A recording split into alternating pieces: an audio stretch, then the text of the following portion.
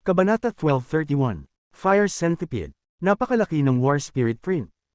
Nakaabsorb ito ng napakaraming pinagmulang enerhiya na ang kapangyarihan sa loob ay maaaring magpang-inig sa takot sa isang Nirvana Shatterer Cultivator. 3 araw na ang nakararaan, naabot ng War Spirit Print ang limitasyon ng kontrol ni Wang Lin, kaya pinutol niya ang kakayahang sumipsap ng mas maraming pinagmulang enerhiya. Ang hamog sa kahabaan ng daan ay lahat itinulak sa tabi habang siya ay nagsara sa rank 8 na rehiyon. Sa araw na ito, lumitaw ang rank 8 na rehiyon sa kanyang pangitain. Halos 20 araw ng tuloy-tuloy na paglalakbay ay nagpapagod kay Wang Lin, ngunit ang kanyang mga mata ay nagniningning. Bagamat siya ay naglalakbay, inaayos pa rin niya ang kanyang katawan at patuloy na lumalamon ng mga table tasks upang matulungan ang kanyang sarili na gumaling. Walang nabuo sa pagitan ng rank 7 at rank 8 na rehiyon, ngunit mayroong isang makapal na layer ng fog. Ang fog na ito ay napakakapal at malawak, at ganap nitong pinalibutan ng rank 8 na rehiyon. Maraming rank 10 beast sa loob, at may rank 12 beast pa nga sa kailaliman. Napakaraming mabangis na hayop dito at itinuturing na isang napakadelikadong lugar sa Cloud Sea. Ang lugar na ito ay tinawag na Chaos Beast Fog Realm. Ang dahilan kung bakit ito inilarawan bilang isang realm, ay dahil sa kung gaano ito kalaki. Kung ang isang ordinaryong cultivator ay pumasok na mag-isa, kahit ang kanilang mga buto ay hindi mananatili. Tanging ang mga totoong matandang halimaw lamang ang maaaring pumasok, at maging sila ay kailangang maging maingat. Gayunpaman, ang God Sect ay gumamit ng ilang hindi kilalang pamamaraan, kaya ang mga mabangis na hayop sa loob ay hindi umalis sa kaharian na ito. Sisipsap lang sila ng pinagmulang enerhiya doon. Parang may hangganan sa gilid nitong hamog. Mayroong 4 na landas sa Chaos Beast Fog Realm, at ang 4 na landas na ito lamang ang ligtas. Sila ay mga landas na dapat piliin ng mga disipulo sa ranggo 8 ng sekta kung nais nilang umalis sa rank 8 na rehiyon at hindi gumamit ng array ng paglipat. May chismis na sila ay binuksan ng God Sect ilang taon na ang nakalilipas. Gumamit sila ng isang espesyal na paraan upang matiyak ang kaligtasan ng 4 na landas upang ang mga dumaraan ay hindi atakihin ng mga mabangis na hayop. Gayunpaman, bukod sa mga disipulo ng rank 8 sects at sa mga nakakuha ng Guide Jade, walang nakakaalam ng mga landas. Maaari lamang silang makapasok sa Chaos Beast Fog Realm, at kung hindi sila mamamatay, magkakaroon sila ng pagkakataong makapasok sa rank 8 na rehiyon. Sa sandaling ito, sa ikatlong landas sa Chaos Beast Fog Realm, mayroong 4 na cultivator na nagmamadaling dumaan. Ang nasa harap ay isang matandang lalaki na nakasuot ng itim at puting dawis na damit na may ulo na pilak kulay abo na buhok. Kahit matanda na siya ay parang kidlat ang kanyang tingin. Ang ulap sa harap niya ay madalas na umaatres sa ilalim ng kanyang mga tingin. Ang matandang ito ay nagbigay ng malakas na aura ng Nirvana Shatterer, kaya halatang naabot na niya ang rurok ng yugto ng Nirvana Shatterer. Ang batas ng mundo ay natipon sa loob niya habang siya ay gumagalaw. May 3 tao sa likod niya, 2 lalaki at 1 babae. Lahat sila ay mukhang bata at nasa paligid ng Nirvana Cleanser Stage. Bagamat nakasuot din ng dawist robe ang babae, hindi nito natatakpan ang kanyang makapal na katawan, gayunpaman, napakalinis ng kanyang hitsura. Nagbigay siya ng sobrang kaakit-akit na aura, at madalas na isang galaw lang ng kanyang mga mata ay mapupuno ng pagnanasa ang mga mata ng 2 lalaki sa tabi niya. Habang lumilipad sila, dahan daw ang sinabi ng babae sa isang kaakit-akit na boses, "Guro, saan mo kami dadalhin?" Hindi nagsalita ang matanda at nagpatuloy sa paglipad hanggang sa makarating sila sa kailaliman ng Chaos Beast Fog Realm. Saka lang siya huminto at tumingin ulit sa kanilang 3. Kayong lahat ay mga pangunahing disipulo ng aking walang hanggang sekta, ngunit umasa kayo sa mga Pildores upang mapataas ang antas ng inyong paglilinang at sa makatuwid ay walang malalim na pangunawa sa kalangitan, lalo na sa batas ng mundo. Ang pinakamahusay na paraan upang maunawaan ang langit ay sa isang krisis sa buhay at kamatayan. Ngayon, dinala ka ni teacher dito, kung saan maraming mabangis na halimaw, para dahan-dahan kayong magkakaintindihan. Pagkatapos magsalita ng matanda ay ikinaway niya ang kanyang kamay. Hindi man lang niya hinayaang magsalita ang mga ito bago itinapon sa ulap. Ang matanda ay tahimik na nag-isip ng kaunti habang siya ay nakaupo at ang kanyang banal na sentido ay lumaganap upang pagmasdan ang kanyang 3 alagad. Maliban kung ito ay isang tunay na sandali ng buhay at kamatayan, hindi niya sila tutulungan. Sa rank 7 na rehiyon, sa labas ng Chaos Beast Fog Realm, ang War Spirit Print ay sumugod sa mga bituin, at sumunod si Wang Lin sa likod. Alam na niya ang Chaos Beast Fog Realm sa Panglay at alam niya ang isang ruta. Gayunpaman, hindi siya sigurado tungkol sa impormasyon, at malamang na mawala siya sa hamog kung hindi niya alam ang eksaktong direksyon. Higit sa lahat, ang rutang alam niya ay mangangailangan sa kanya na umikot sa isang malaking bilog, na nagiging sanhi ng pagdoble ng oras na kinakailangan. Hindi rin ito garantisado, kaya sa huli ay sumuko siya sa pagpiling ito. Nagpasya siyang tumahak sa isang tuwid na landas at tumawid sa pamamagitan ng puwersa. Ito ay magpapahintulot sa kanya na makapasok sa rank 8 na rehiyon sa pinakamaikling panahon na posible. Pagkatapos magdesisyon, hindi nag-atubili si Wang Lin na isara ang Chaos Beast Fog Realm na nakapalibot sa rank 8 na rehiyon, na may dumadagandong na War Spirit Print na nagbubukas ng landas. Siya ay mabilis na parang bulalakaw habang siya ay bumagsak sa Chaos Beast Fog Realm. Nang malapit na ang War Spirit Print sa makapal na hamog, mabilis na umatras ang hamog na parang hindi ng ahas na makalapit, pinapasok ang palad. Gayunpaman, ang hamog na ito ay lubhang kakaiba. Bagamat ito ay umatras, hindi ito gumawa ng landas tulad ng fog na nakita ni Wang Lin sa ngayon. Napapalibutan ng hamog ang War Spirit Print at tila nilalamon ito. Ang dumadagandong na dagandong ng palm print ay naging sanhi ng kalmadong Chaos Beast Fog Realm na maging magulo, tulad ng isang bato na itinapon sa isang tahimik na lawa. Ang mga alon ay naging sanhi ng pag-ungol ng mga hayop sa loob. Ang ekspresyon ni Wang Lin ay nanatiling hindi nagbabago at ang kanyang bilis ay hindi man lang bumagal habang sinusundan niya ang print ng palad. Ang kanyang divine sense ay kumalat at pinalibutan ng lugar. Nakita niya ang isang malaking halaga ng mabangis na hayop sa loob ng fog na ito. Sa sandaling ito, umalangaw ang dagandong na nagpa-attract sa fog sa unahan. Isa itong pulang alupihan na libu-libong talampakan ng haba, natatakpan ng buhok, at mukhang napakabangis. Lumitaw ito sa fog at sinisingil kay Wang Lin. Ang alupihan na ito ay medyo pangit, at ang dalawang higanting sipit sa gilid ng panga nito ay nagbigay ng malamig na kislap. Ang malaking katawan nito ay gumagalaw na parang isda habang sumusugod. Sa sandaling lumitaw ang alupihan, ang mga nakapaligid na hayop na nasa divine sense ni Wang Lin ay tumigil sa pag-ungol at nagkalat. Para bang itong alupihan ng hari sa lugar na ito at ang hitsura nito ay magiging dahilan ng pag-atras ng iba pang mga hayop. Ang mga mata ni Wang Lin ay kalmado. Salamat sa kanyang cultivation level, nakita niya kaagad na ang centipede na ito ay nasa rank 11, nakatumbas ng mid-stage na Nirvana Shatterer Cultivator.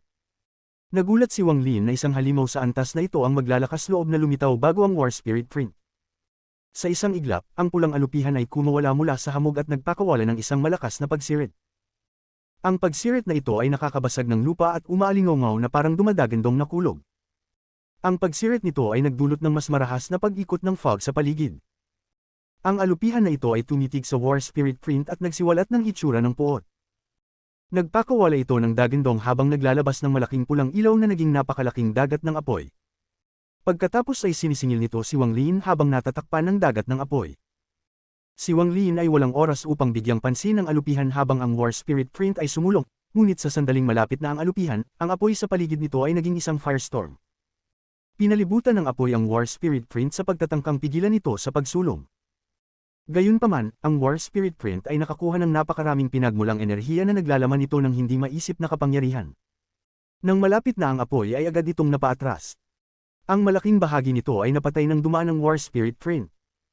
Nasa likod ng palm print si Wang Lin, mahinahong sumusulong. Siya ay kumilos ng napakabilis at hindi huminto sa lahat habang siya ay dumaan sa alupihan. Ang lahat ng ito ay nangyari sa isang iglap.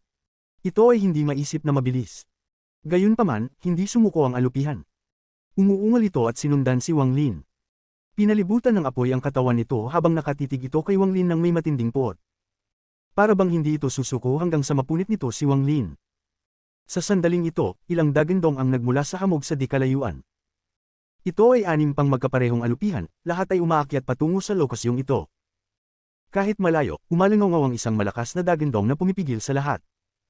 Ang dagandong na ito ay nagpahayag ng lakas ng isang ranggo 12 na hayop. Isang kahindik-hindik, asul na alupihan na 10,000 talampakan ang haba ay gumalaw ng napakabilis patungo kay Wang Lin.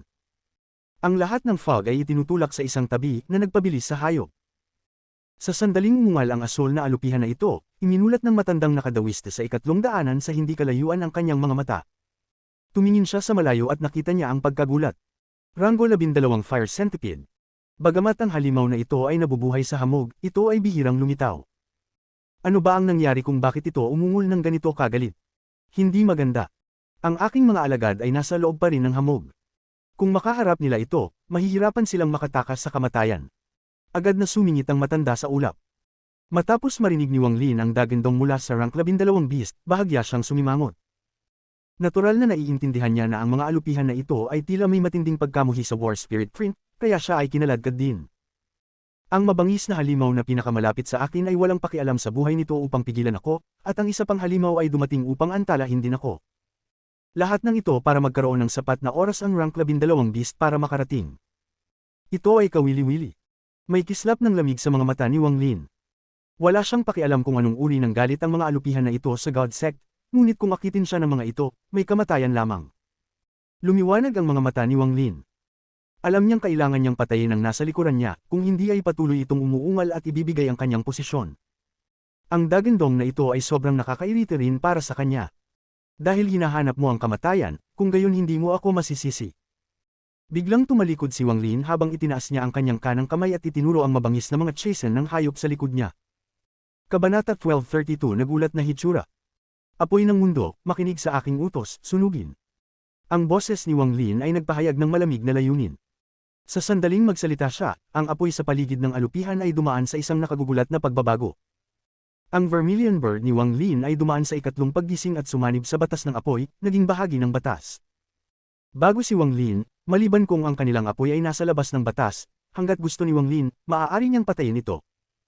Sa sandaling bumagsak ang mga salita ni Wang Lin, ang dagat ng apoy sa paligid ng pulang alupihan ay biglang nanginig bago ito sumunog sa alupihan. Kasabay nito, umalangaw ang mga popong sound sa loob ng katawan ng alupihan. Isang mas malakas na apoy ang biglang bumusina mula sa loob ng katawan nito. Sa sandaling ang mga mata ng alupihan ay napuno ng takot, ang apoy sa loob ng katawan nito ay sumiklab. Umalangaw ang isang pagsabog ng nagdadalamhating iyak, ngunit hindi nagtagal ay tumigil ang lahat.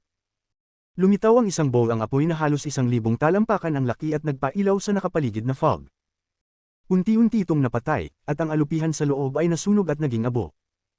Nangyari ang lahat ng ito sa isang iglap, at itinaas lang ni Wang Lin ang kanyang daliri. Hindi niya tiningnan ang resulta. Pagkatapos ituro, tumalikod siya at sinundan ng War Spirit Print. Sa sandaling namatay ang alupihan ng apoy, umalangaw sa di kalayuan ng mga dagandong ng dalamhati. Ito ay ang ilang libong talampakan na alupihan na dumarating ng mas mabilis. Lalong lumakas ang puot sa 10,000 talampakang asol na alupihan. Nagpakawala ito ng dagandong at mas bumilis pa. Kung gumaling ang aking mga sugat, hindi magiging mahirap na patayin ang rank 12 na hayop na ito. Kahit ngayon, dahil ito ay isang apoy na hayop, hindi ito dapat madaling patayin. Sumimangot si Wang Lin, at maya-maya lang, may kislap ng pagpatay na layunin sa kanyang mukha. Nanliligaw sa kamatayan. Isang pulang ilaw ang nagmula sa fog sa kanan ni Wang Lin, at isang dagat ng apoy ang bumaril. Ang dagat ng apoy na ito ay higit sa 10,000 talampakan ng lapad, at tila susunugin nito ang hamog. Diretso itong bumaril patungo kay Wang Lin, at may isa pang mabangis na 1,000 talampakang alupihan na umani kay Wang Lin. Ito ay napakabilis at napapikit sa isang iglap. Ang dagat ng apoy ay nagbigay ng matinding init, at wala pang 1,000 talampakan ng layo nito mula kay Wang Lin. Isang malamig na buntong hininga si Wang Lin at iwinagayway ang kanyang kamay, na nagdulot ng nakakagulat na pagbabago. Biglang huminto ang dagat ng apoy at napaatras. Bumagsak ito patungo sa alupihan na parang galit na alon. Kasabay nito, nagwala ang apoy sa paligid ng alupihan at tumama sa alupihan. Isa pang malaking bola ng apoy ang biglang lumitaw. Ang alupihan ay hindi man lang nakapaglabas ng isang kahabag-habag na pagsirit bago ito masunog ng apoy. Gayun din, ang apoy na sumunog dito ay hindi na pula, ngunit nagpakita ng isang pahiwatig ng asol. Sa sandaling lumitaw ang bowl ang apoy na ito, dalawa pang alupihan ang sumulpot kay Wang Lin. Lumiwanag ang mga mata ni Wang Lin. Noong una ay ayaw niyang magkapatid sa mga halimaw na ito, ngunit tila ayaw nilang sumuko, maliban kung sila ay mamatay. Nagkaroon ng kislap ng lamig sa kanyang mga tingin habang nagpasya si Wang Lin na pumatay. Ang bituin na nabuo ng batas ay lumitaw sa pagitan ng kanyang mga kilay at ang asul na apoy ay lumitaw sa kanyang paligid bago binaril sa fog sa kaliwa. Pagkaraan ng ilang sandali, isang nakagigimbal na tunog ang nagmula sa hamog habang umaalingaw-ngaw ang isang napakalaking asul na apoy. Sa sandaling lumitaw ang kahabag-habag na pagsirit, agad itong nawala, at ang walang katapusang init ay kumalat sa hamog. Ilang sandali pa, lumitaw ang asul na apoy sa ibang direksyon. Isang malaking bowl ang apoy ang lumitaw bago sumabog sa hindi mabilang na mga spek ng asul na apoy. Ang lahat ng ito ay nangyari sa isang iglap. Lumabas si Wang Lin mula sa hamog na may malamig na ekspresyon at hinabol ang War Spirit Print. Sa daan, wala nang mabangis na hayop na hamarang sa kanyang dinadaanan. Malinaw na ang labanan ngayon ay naging sanhi ng labis na takot sa mga hayop. Gayunpaman, galit pa rin ng 10,000 talampakang asul na alupihan, ngunit napakalayo nito. Kahit ngayon, gumagalaw ng napakabilis, mangangailangan pa rin ito ng maraming oras para makahabol. Habang umuungal, ang asul na alupihan ay naging baliw at siksik, asul na apoy ang lumitaw sa paligid nito. Pagkatapos ay biglang lumiit ang katawan nito at umalingaw-ngaw ang mga popong sound sa loob ng katawan nito. Sa isang iglap, isang flash ng asul na liwanag ang kumalat sa 10,000 talampakan nitong katawan. Parang may hindi nakikitang puwersa na nagbukas ng bitik mula umpisa hanggang dulo ng katawan nito. Sa sandaling lumabas ang basag na asul na liwanag na ito, isang mas maliit na alupihan, mga 8,000 talampakan ang haba, ang lumipad palabas. Ang bilis nito ay tumaas ng ilang ulit habang umaarangkada ito na nababalutan ng asul na apoy. Di nagtagal, lumitaw ang mga bitik sa 8,000 talampakan na alupihan at isang mas maliit, 6,000 talampakan na alupihan ang lumipad palabas. Tumaas na naman ang bilis nito. Gamit ang kakaibang pamamaraang ito, ang alupihan ay patuloy na naglalagas ng balat at lumiliit, ngunit ang bilis nito ay tumaas na parang baliw. Mabilis na lumipat si Wang Lin sa Chaos Beast Fog Realm kasama ang War Spirit Ring na nagbukas ng isang landas, unti-unting lumalapit sa rank 8 na rehiyon. Sa daan, nakatagpo siya ng maraming mabangis na hayop na nagtangkang hamarang sa kanya, ngunit ang kanyang pagpatay at ang War Spirit Print ay nakalusot. Mabilis siyang gumalaw sa ulap. Habang tumatagal siya sa loob ng hamog, mas nararamdaman ni Wang Lin na kakaiba ang lugar na ito. Habang siya ay naririto, mas maraming mabangis na hayop ang magtitipon, na nagpapahirap sa pag-alis maliban kung siya ay ganap na gumaling. Gumamit si Wang Lin ng halos 4 na araw ng oras upang maabot ang gilid ng Chaos Beast Fog Realm. Kapag nagawa niya ito, maaabot niya ang rank 8 na rehiyon. Gayunpaman, sa sandaling ito, lumingon si Wang Lin at itinuro ng kanyang kanang kamay ang War Spirit Print. Ang War Spirit Print ay biglang gumalaw at nagpakita kay Wang Lin. Kasabay nito, hindi nagatubili si Wang Lin na bumuo ng selyo at ituro ang War Spirit Print. Ang seal na inilagay ni Wang Lin dito upang ihinto ang pagsipsip ng pinagmulang enerhiya ay gumuho at nagsimula itong sumipsip ng pinagmulang enerhiya na parang baliw. Sa sandaling ito, nagkaroon ng kislap ng asul na nagmumula sa hamog bago si Wang Lin. Napuno ng hindi maisip na init ang nakapaligid na daan-daang libong talampakan. Isang galit na dagandong ang lumabas mula sa hamog. Habang itinatabi ang hamog, isang mabangis, 3,000 talampakan ang haba ang alupihan, at napaliligiran ito ng isang napakapangit, asul na apoy. Sa sandaling lumitaw ang alupihan, ang aura ng isang ranggo 12 na hayop ay pumaligid sa lugar. May kislap ng lamig sa mga mata ni Wang Lin at ikinaway niya ang kanyang kanang kamay. Ang War Spirit Print ay sumisingil at bumaril patungo sa alupihan habang patuloy itong sumisipsip ng pinagmulang enerhiya. Ito ay napakabilis, na naging dahilan upang ang nakapaligid na fog ay itulak sa mga gilid habang ito ay dumadagindong. Agad itong bumangga sa paparating na alupihan. Ang alupihan ay nagpakawala ng isang nanginginig na pagsirit ng langit at mabangis na tumitig sa malaking palad. Sumugod ito patungo sa palm print habang napapaligiran ng dagat ng apoy, ngunit nang makalapit ay pumikit ang katawan at bumangga ang bughaw na apoy sa palm print. Habang umaalingaw ang dumadagandong na dagandong, umiwas ang katawan nito sa gilid at sinugod si Wang Lin. Ang mabangis nitong ekspresyon at matalim na pang-ipit ay nagmistulang gustong kainin ng buhay si Wang Lin. Ang eksenang ito na sinamahan ng higanting palm print sa likod nito ay nagpakita ng hindi inaasahang pakiramdam ng kagandahan. Malamig ang ekspresyon ni Wang Lin habang ang bituin ng batas ay kumikislap sa harap ng kanyang mga kilay. Mabilis itong umikot habang kumakalat ang asul na apoy mula sa kanyang katawan. Kung ikukumpara sa mapusyaw na asul ng alupihan, nakakaloka ang asul na ito. Huminto ang katawan ng alupihan ng hindi maipaliwanag na sandali at naging seryoso ang mga mata nito. Gayunpaman, hindi ito umatras, ngunit sumisingil na parang baliw.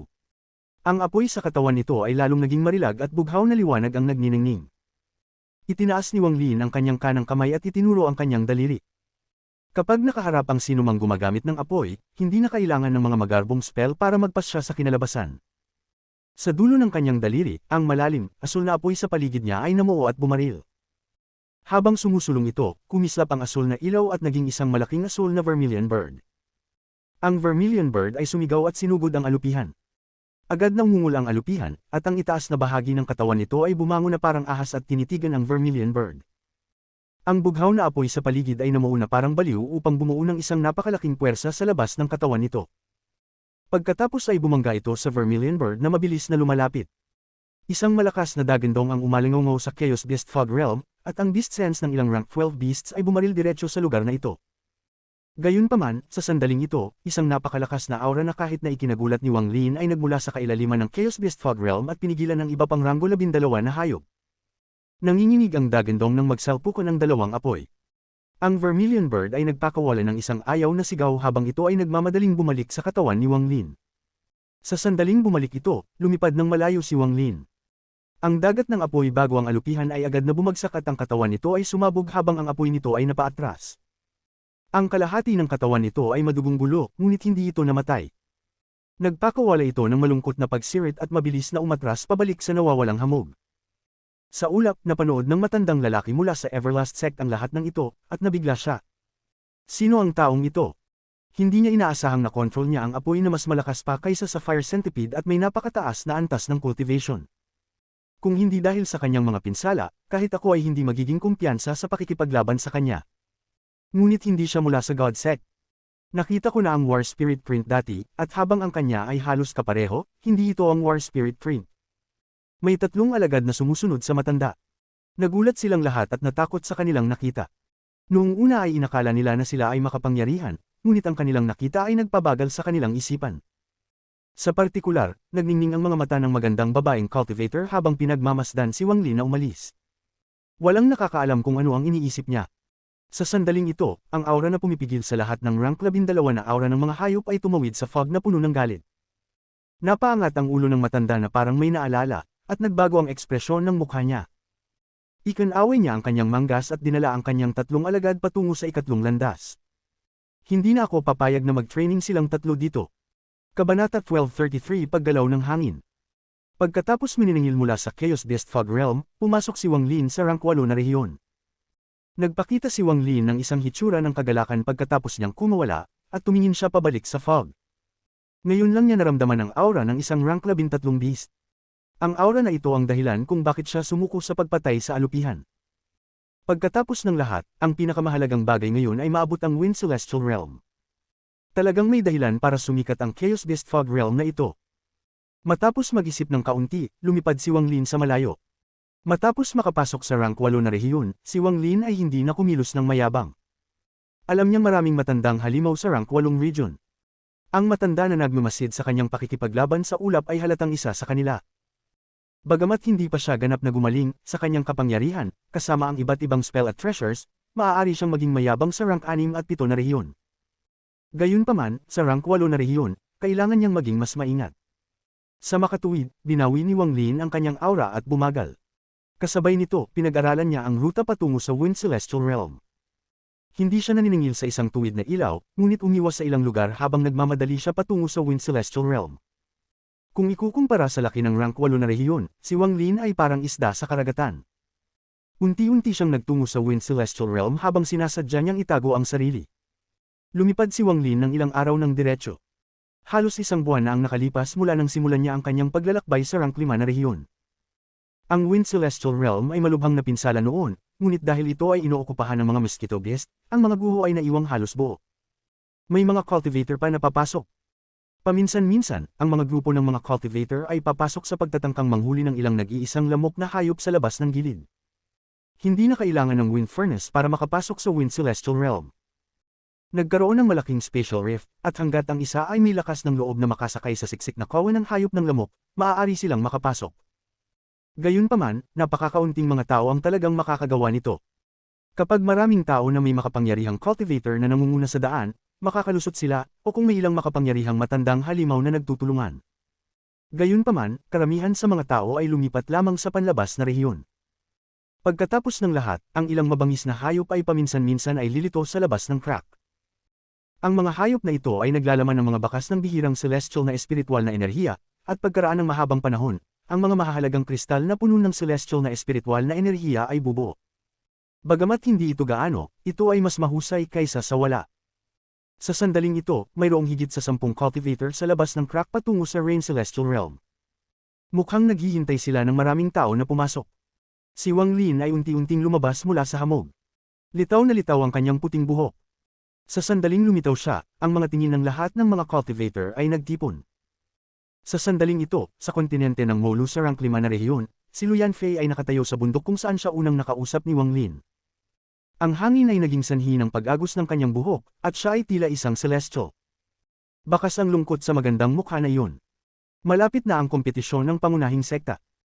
Ang lahat ng kalahok sa kompetisyon ay inihanda at naghihintay para sa pangunahing sekta na buksan ang hanay ng paglipat sa pangunahing sekta. Ang mga transfer array na binuo sa bawat sangay na sekta ay maaari lamang mabuksan ng pangunahing sekta. Wala silang karapatang i-activate ito. Si Luyan Fei ay nakatayo dito ng 1 oras na. Palagi siyang nakatingin sa langit, umaasang makikita niya muli ang figure. Naghintay siya ng 10 taon, 50 taon, 100 taon, ngunit hanggang ngayon, hindi pa rin lumitaw ang figurang iyon. Pagkaraan ng mahabang panahon, nanginig ang lupa at isang maliwanag na liwanag ang nagmula sa Origin Sect. Nagsimulang magtipon ng malalaking halaga ng pinagmulang enerhiya sa Origin Sect, ngunit wala sa mga ito ang nakakuha ng atensyon ni Lu Yanfei. Kinagat niya ang ibabang labi at tumangala sa langit. May lungkot sa mga mata niya. Bakit? Nangako ka, sabi mo sasama ka. Sa likod ni Lu Yanfei, dumating si Shu Yun na parang simoy ng hangin. Tumingin siya sa kanyang guro at tahimik na nagmuni-muni bago niya tuluyang sinabi, "Guro, binuksan na ng pangunahing sekta ang transfer array. Hiniling sa akin ni Uncle Teacher na ihatid ka kami. Aalis na kami." Nagpakawala siya ng buntong hininga, pagkatapos ay inalis ni Lu Yanfei ang kanyang tingin mula sa langit at ang hitsura ng mapanglo ay nawala sa kanyang mukha, napalitan ng isang determinadong tingin. Tumingin siya kay Shu Yun at marahang sinabi, "Pagkatapos ng paglalakbay na ito, ikaw at ako ay hindi na magiging guro at disipulo. Mayroon kang napakahusay na talento at malamang na maging isang pangunahing disipulo sa alinmang sekta ng sangay na ipinadala sa iyo." Guro. Tumulo ang luha mula sa mga mata ni Shu Yun, at magsasalita na sana siya. Hindi na kailangang sabihin pa, nakapagdesisyon na ako.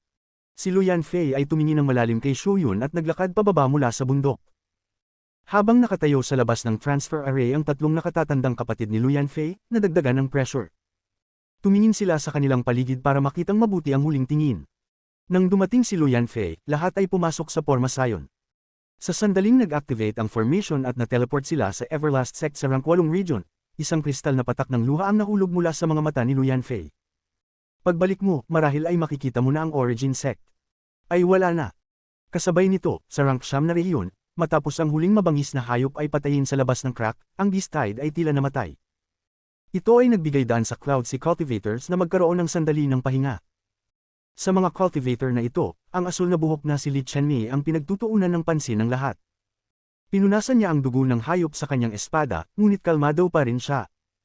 Sa pagtingin sa malayo, si Li Qianmei ay tahimik na umalis sa larangan ng digmaan at naglakad patungo sa sangay na itinayo ng Demon Sect dito. Aalis ako ng 3 buwan. Sa Demon Sect, tiningnan ni Li Qianmei ang malabong figure sa bulwagan. Bagamat mahina ang boses niya, puno ito ng determinasyon. Ang bulwagan ay ganap na tahimik habang ang isang malabong figure ay dahan-daang nagtaas ng kanyang ulo. Dalawang sinag ng liwanag ang lumitaw mula sa figure at damapo sa katawan ni Li Qianmei. Kalmado ang ekspresyon ni Li Qianmei. Walang pagbabago. Hindi maraming tao ang maaaring manatiling kalmado bago ang isang makapidyo hiningang tingin. Maging ang may-ari ng titig ay hindi napigil ang ipakita ang paghanga. Hindi. Ipinapalam ko lang sayo. Tumalikod si Li Qianmei at naglakad palayo. Ang isang mas malaking Beast Tide ay nalalapit, at kung aalis ka ngayon, ikaw ay magiging isang kahihiyan sa iyong Heavenbreaking Sect. Ang malabong figure ay tila nakasimangot habang umaalingaw ang kanyang hindi matatag na boses. Hindi nagsalita si Li Qianmei at lumabas ng bulwagan. Kung maglakas loob kang maglakad ng kalahating hakbang, magkasala ka sa pagtalikod. Hindi pa rin matatag ang boses, pero parang nanlamig ang mundo. Tumigil si Li Qianmei at nag-isip sandali. Hindi siya lumingon at mahinang sinabi, "Gusto kong umalis ng 3 buwan." Pagkatapos niyang magsalita, itinaas niya ang kanyang paa at walang pag-aalinlangan na naglakad.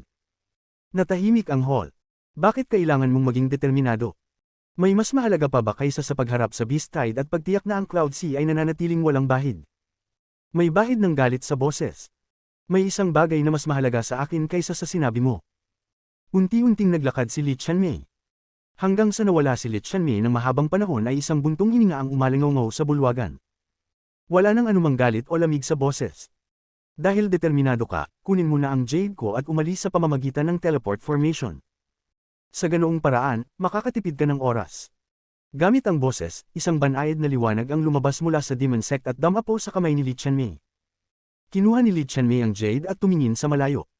Mahina niyang sinabi, pagkatapos mawala sa loob ng 100 taon, dapat siyang magpakita para tulungan ang Origin Sect sa kompetisyon. Pupunta ba siya? Sa Cloud Sea, mayroong isang ligaw na kontinente na lumulutang sa fog na sobrang lamig. Para bang lahat ng buhay dito ay magyelo. Sa silangang bahagi ng ligaw na kontinente, magkakaroon ng kuweba sa isang bundok. Nakaupo doon si Mu Bingmei. Ang kanyang mga mata ay minsan ay bumubukas at tumingin sa labas sa kakaibang lupain. May kalungkutan at pangungulila sa kanyang mga mata. Napakalubha ng kanyang mga sugat. Kung gusto niyang gumaling, hindi ito magagawa sa maikling panahon, kaya naghihintay siya. Pagkarating niya, itinapon niya ang isang sinaunang jade ng Brilliant Void Realm. Ito ay isang bagay na tanging ang banal ng bawat henerasyon ang maaaring magkaroon. Habang naglilinang, madalas na naaalala ni Mu Bingmei ang kanyang sariling buhay. Napakapurol ng kanyang buhay, at halos lahat ng iyon ay ginugol sa Brilliant Void Realm. Ang pinakamasayang sandali ay kapag naalala niya ang mga karanasan. Para siyang tumitingin sa ibang buhay. Si Liu Mei ang pinaka-espesyal na pag-iral sa kanyang mga avatar, at lahat ng ito ay dahil sa isang tao. Minsan, hindi sigurado si Mu Bingmei kung siya si Liu Mei o Mu Bingmei. Para siyang tagalabas na nanunood kay Liu Mei, at unti-unti siyang nawala, na para bang may pumasok sa labas. Sa pag-iisip tungkol dito, tumulo ang mga luha mula sa mga sulok ng mga mata ng kanyang pinagmulang kaluluwa. Gayunpaman, ang mga luhang ito ay hindi totoo. Sila lamang ang kanyang pusong napupunit. Pagkaraan ng hindi malamang tagal, isang banayad na boses ang nagmula sa labas ng kuweba at pumasok sa kanyang isipan. Nagising siya mula sa pag-iisip, ngunit hindi siya nagulat, na para bang inaasahan niya ito. Ang tao ba ay nasa loob ng Brilliant Void Saintess, si Elder Sister Mu Bingmei. Marahang sinabi ni Mu Bingmei, "Pakipasok." Isang babaeng nakasuot ng dilaw na damit ang pumasok mula sa labas ng kuweba. Mukha siyang mislan, at bagamat hindi siya kasing ganda ni Mu Bingmei, hindi na siya magmumukhang mas masama kung magkatabi sila. Tumingin ang babae kay Mu Bingmei at humingi ng paumanhin. Pagkatapos matanggap ang Jade, personal na darating si teacher, pero may nangyari, kaya pumunta si junior sister para sunduin si brother. Hindi pa ako nagpapakilala, Wang Shanshan ang pangalan ko. Named Wang, may bakas ng kalungkutan sa mga mata ni Mu Bingmei habang siya ay tumango at mahinang sinabi, "Abalahin ko si little sister Shanshan." Ang babaeng ito na nagngangalang Wang Shanhan ay napakababae. Pagkatapos uminom ng ilang pills, ngumiti siya. "Ang ganda talaga ni brother mo." Si little sister ay hindi pa nakakita ng babaeng napakaganda noon. May bahid ng pait sa ngiti ni Mu Bingmei at hindi siya nagsalita. "Big sister mo, ang malaking kompetisyon ng rank 8 sects ng aking Cloud Sea Star System ay magaganap sa lalong madaling panahon. Dahil papunta ito sa God Sect, dapat sabay tayong pumunta doon. Bihira lang lumabas si little sister, at ayaw kong bumalik kaagad." Tumingin si Mu Bingmei sa babaeng nauna sa kanya at tumango. Kabanata 1234 Maligayang pagdating. Ang kompetisyon ng Rango 8 sekta ay kinasasangkutan ng lahat ng Rango 8 sekta, ngunit hindi lahat ng mga disipulo ay interesadong dumalo. Ang ilan ay hinamak ang lahat ng ito at hindi nakilahok, at lumipat sila ayon sa gusto nila. Ang mga cultivator sa labas ng Wind Celestial Realm ay ganito. Lahat sila ay mga junior ng iba't ibang mga sekta, ngunit ang kanilang mga antas ng paglilinang ay hindi mababa. Nagtipon sila upang subukang galugarin ang Wind Celestial Realm. Si Li Yuanlei ay isa sa kanila.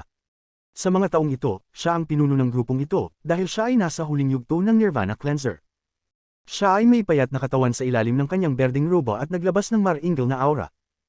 Maningning ang kanyang makisig na mga mata habang malamig na nakatingin sa harapan. Naghihintay sila para sa iba pang mga cultivator na magtipon. Ang pagkalkula ng oras, ang mga taong iyon ay darating sa lalong madaling panahon. Sa sandaling ito, umikot ang ulap sa unahan at dahan daw ang lumabas si Wang Lin na nakasuot ng puti na may ulo ng umaagos at puting buhok. Sa sandaling lumitaw siya, tumingin ng higit sa 10 cultivator. Nang makita ni Li Yuanlei si Wang Lin, bahagyang nagbago ang kanyang ekspresyon habang sinusundan ng kanyang tingin ang figure ni Wang Lin. Ang ibang mga cultivator sa tabi ni Li Yuanlei ay tumingin kay Wang Lin minsan at binawi ang kanilang mga tingin. Hindi na nila pinansin si Wang Lin, ngunit nakasimangot si Li Yuanlei. Pakiramdam niya, kakaibang pakiramdam ang ipinalabas ng maputing buhok na ito. Sa pagtingin sa spatial crack sa Wind Celestial Realm, ang mga mata ni Wang Lin ay nagliwanag ng hindi matukoy na halaga. Siya ay gumugol ng higit sa isang buwan upang pumunta dito para lang sa Wind Celestial Realm. Sa sandaling ito, hindi niya tinitingnan ng mga cultivator sa labas ng Wind Celestial Realm. Direkta siyang sumisingil sa spatial crack patungo sa Wind Celestial Realm. Ang spatial crack na ito ay parang isang higanting crack na gustong lumunin ang lahat. Mayroon ding mahinang pahiwatig ng celestial spiritual energy na nagmumula sa loob. Bagamat ito ay napakahina, malinaw na naramdaman ito ni Wang Lin. Sa pagdaan sa mga cultivator, tumayo si Wang Lin sa labas ng siwang at inilatag ang kanyang banal na sentido. Nalaman niya kaagad na parabang nahulog ang kanyang divine sense sa isang napakalalim na butas at pumasok sa ibang espasyo. Mabilis itong naglaho. Gayunpaman, sa sandaling ito ay nawala, natanong ni Wang Lin ang eksena sa loob ng Wind Celestial Realm. Ito ay isang mundo na natatakpan ng dilaw na liwanag. Para bang ang buong mundo ay nababalot ng umaalulong na hangin. Sa lupa man o sa langit, may umiihip na hangin kung saan-saan. Ang banal na diwa na kanyang ikinalat ay nilamon ng bitik at maging ang natitira ay nawasak ng bagyo. Nagliwanag ang mga mata ni Wang Lin at hindi niya namamalayan na umatras ng ilang hakbang. Sa mga sandaling ito, ang mga tawa ay mula sa likuran. Ito ay isa sa mga cultivator na tumingin ng mapanukso kay Wang Lin at casual na sinabi sa isa sa kanyang mga kasama, saan nanggaling ang ligaw na cultivator na ito. Paano niya magagawa ang isang bagay tulad ng pagsubok na pagmasdan ng Wind Celestial Realm sa kanyang banal na kahulugan? Sa palagay ko siya ay isang taong walang ingat na hindi alam ang mga kahihinatnan. Ang mga cultivator sa paligid niya ay tumingin lahat kay Wang Lin sa labas ng special crack na may bakas ng pang-aalipusta. Hindi dahil sa nakita nilang hindi kasiya siya si Wang Lin, ngunit ang ginawa ni Wang Lin ay sadyang masyadong walang ingat para sa mga nakatira sa rank 8 na rehiyon. Ang lahat ay dumating dito kasama ang mga kasama at maingat lamang na inilatag ang kanilang banal na kahulugan pagkatapos na makapasok sa Lumet. Kung hindi, ang kanilang divine sense ay masisira ng hangin sa Celestial Realm. Ang pagsisiyasat sa iyong banal na kahulugan ay walang kabuluhan. Tanging ang mga matandang halimaw sa kanilang iba't ibang sekta ang gagawa ng ganito, at ito ay dahil lamang sa mayroon silang lakas na pumunta sa Wind Celestial Realm ng mag-isa. Nakangiti din si Li Yuanlei habang humakbang pasulong kay Wang Lin at pinagdaop ang kanyang mga kamay. Natatakot ako na ito ang unang pagkakataon na dumating ang fellow cultivator sa pasukan ng Wind Celestial Realm. Ang pagpapakalat ng iyong banal na kahulugan dito ay lubhang mapanganib. Kung gusto ng fellow cultivator na makita ang Wind Celestial Realm, maaari kang sumama sa amin. Kapag marami pang tao ang dumating, maaari tayong pumasok ng sama-sama at ligtas na tayong makapasok at makawithdraw. Nakatingin pa rin si Wang Lin sa bitik na parang nagmumuni-muni. Pagkatapos magsalita ni Li Yuanlei, hindi lumingon si Wang Lin at mahinahong sinabi lang ang isang linya. Hindi na kailangan. Dahil doon, itinaas niya ang kanyang mga paa at naglakad patungo sa bitik ng Wind Celestial Realm. Hindi siya mabilis, ngunit isang kakaibang puwersa ang pumulibot sa kanya, at sa sandaling ito, naakit niya ang mga tingin ng lahat. Mukhang gusto niyang pumasok sa Wind Celestial Realm mag-isa. Maganda ang intensyon ni Brother Li, ngunit ang taong ito ay mayabang lamang. Kahit ang mga matandang halimaw na iyon ay hindi basta-basta papasok sa Wind Celestial Realm. Nanliit ang mga mata ni Li Yuanlei at tinitigan si Wang Lin. Nakita niyang bumibilis ang figure ni Wang Lin at umaakyat patungo sa bitik ng Wind Celestial Realm. Pumikit si Wang Lin at papasok na sana. Gayunpaman, sa sandaling ito, lumiit ang mga pupil ni Wang Lin at bigla siyang tumigil. Agad siyang umatras ng daan-daang talampakan. Ang mga nakapaligid na cultivator ay hindi pa nagre-react sa biglaang paggalaw ng ang isang napakalaking dagindong ay nagmula sa Lumet kasama ang ilang matinding hagong. Isang pulang ambon ang sumabog mula sa bitik hanggang sa Celestial Realm at nagsimulang kumalat. May mga dagindong at hagong na nagmumula sa loob ng lumitaw ang mga lamok na 1,000 talampakan ang laki na may mabangis na ekspresyon. Ang mga hayop na lamok na ito ay natatakpan ng barb na buhok, at ang kanilang malalaking bibig ay naglalabas ng malansang amoy. Ito ay isang nakakagulat na tanawin, at isang mabangis na aura mula sa sinaunang panahon ng kumalat. Matapos umalingaw ang dagindong, humigit kumulang 100 hayop ng lamok ang lumipad sa isang kisap mata. Sa sandaling ito, ang ekspresyon ni Li Yuanlei ay lubos na nagbago at siya ay umatras ng walang pag-aalinlangan, sumisigaw, isang maliit na grupo ng mga higanteng hayop ng lamok ay itinatapon. Bilasan mo, umatras! Habang nagsasalita siya, ang mga ekspresyon ng mga cultivator sa tabi ni Li Yuanlei ay nagbago ng malaki at nagsimula silang umatras. Sa kanilang mga antas ng paglilinang, wala silang pagkakataon laban sa 100 o higit pang mga lamok na hayop na ito. Mabilis silang nagkalat. Pabango ng langit. Muling umalingaw ang boses ni Li Yuanlei. Sabay galaw ng kanang kamay niya at may lumabas na insenso na kasing kapal ng braso. Nagsimulang magsunog ang insenso at mabilis na kumalat ang isang pambihirang halimuyak. Hindi lang siya, kundi lahat ng mga cultivator ay naglabas ng mga insenso at sinindihan. Sa isang kisap mata, napuno ng halimuyak ang paligid ng special crack. Ang mga hayop ng lamok ay tila labis na kinasusuklaman ng halimuyak na ito at itinigil ang kanilang orihinal na singil. Tinitigan nila ang mga cultivator at nagsimulang umungol at nagsiwalat ng mabangis na tingin. Nakatitig sa 100 o higit na mabangis na mga hayop ng lamok, naalala ng lahat, kabilang si Li Yuanlei, ang lahat ng mga kwento kung gaano kabangas ang mga hayop ng lamok. Matapos makita na ang mga hayop na lamok ay tumigil sa labas ng hanay ng halimuyak, lahat sila ay nakaka-relax. Sa sandaling ito, isang batang cultivator sa tabi ni Li Yuanlei ang nakatingin sa unahan. Napuno ng kawalang paniwala ang kanyang mga mata at napabulalas siya, ito. Paano ito posible? Nawalan siya ng kontrol sa boses niya. Sa sandaling umalingaw ang kanyang boses, sinundan siya ng tingin ng lahat. Ang mga tao sa paligid ay natigilan lahat at napuno ng gulat at takot ang kanilang mga mata, ngunit mas lalo silang nataranta. Sa gitna ng kanilang mga titig ay isang puting figure na gumagalaw sa gitna ng mga hayop na lamok. Sa ibaba niya ay isang maputlang gintong hayop na lamok. Habang sumusulong siya, ang mga pulang hayop na lamok, na orihinal na napakabangis, ay naging mas aamo. Hindi man lang sila ng ahas na harangin ang kabataang nakaputi at gumawa pa ng landas. Mayroong kahit isang pahiwatig ng pagsamba sa kanilang mga mata. Umalingaw-ngaw ang sitsit ng mga lamok na ito at hindi na nila pinansin ang mga cultivator. Sa halip, pinalibutan nila ang cultivator ng puti, o mas tumpak, ang maputlang gintong hayop ng lamok. Gumawa sila ng singsing sa paligid nito at lumipad patungo sa pulang fog na lumalabas mula sa bitik patungo sa Wind Celestial Realm. Pinuno ng kakaibang eksenang ito ang mga nakapaligid na cultivator ng hindi paniniwala. Parang ang mga lamok na hayop na iyon ay hindi iniluwa ng pulang hamog, ngunit kusang lumabas para salubungin ng isang tao. Inaanyayahan nila ang taong iyon na nakaputi. Hanggang sa ang taong nakaputi ay pumasok sa fog at pumasok sa bitik na ang lahat ng mabangis na pulang lamok na hayop ay bumalik lahat sa pulang fog. Ang pulang fog ay gamulong na parang may mali sa oras, at ang lahat ay nagsimulang bumaliktad. Dahil ang mga lamok ay bumalik sa loob ng hamog, ang hamog ay kumunot at sinipsip pabalik sa bitik. Mula nang iluwa ng pulang hamog ang mga hayop na lamok hanggang sa bumalik sila sa hamog at mawala, wala pang 15 minuto ang lumipas. Naramdaman ng lahat ng mga cultivator na nanginginig ang kanilang mga anit, at kahit bumalik na sa normal ang lahat, sila ay nabigla pa rin. Sino siya? Nagkataon lang ba ang kanyang hitsura, o dumating ba ang mga dambuhalang hayop ng lamok upang batiin siya? Nagkatinginan ang lahat at nakita ang takot sa mga mata ng isa't isa. Hindi nila makalimutan ang kanilang nasaksihan. Para sa mga cultivator ng Cloud Sea, ang lakas ng mga mosquito beast na sumakop sa Wind Celestial Realm ay hindi tatanungin. Kahit ang God Sect ay hindi nagtiwala sa pagbawi sa Wind Celestial Realm. Minsan silang nagpadala ng isang grupo ng makapangyarihang mga cultivator, ngunit sa huli ay nabigo silang lahat at walang nakabalik na buhay. Ang pinakamahalaga, ang mga higanteng hayop ng lamok ay imposibleng maamo. Kahit anong paraan ang sinubukan, hindi ito nagtagumpay. Pagkaraan ng mahabang panahon, alam ng lahat ang tungkol sa katangiang ito ng mga hayop na lamok. Gayunpaman, ginawang posible ng taong nakaputi ang imposible. Tahimik ang paligid habang nag-iisip silang lahat. Hindi nagtagal, ilang sinag ng liwanag ang dumating. Dumating na ang mga taong hinihintay nila. Kabanata 1235 Pagtitipon ng mga pulang hayop na lamok. Ang bitik sa Wind Celestial Realm ay tila nabuksan ng puwersa ng isang tao, at mabangis nitong lalamunan ang lahat ng buhay na nilalang. Sa sandaling tumalsik ang pulang hamog at lumitaw ang mga pulang hayop ng lamok, ipinatawag ni Wang Lin ang kanyang sariling hayop ng lamok ng walang pag-aalinlangan. Gaya ng inaasahan niya, agad na niyugyug ng maputlang gintong hayop ng lamok ang 100 pulang lamok na iyon gamit ang kanilang aura at espesyal na kahulugan.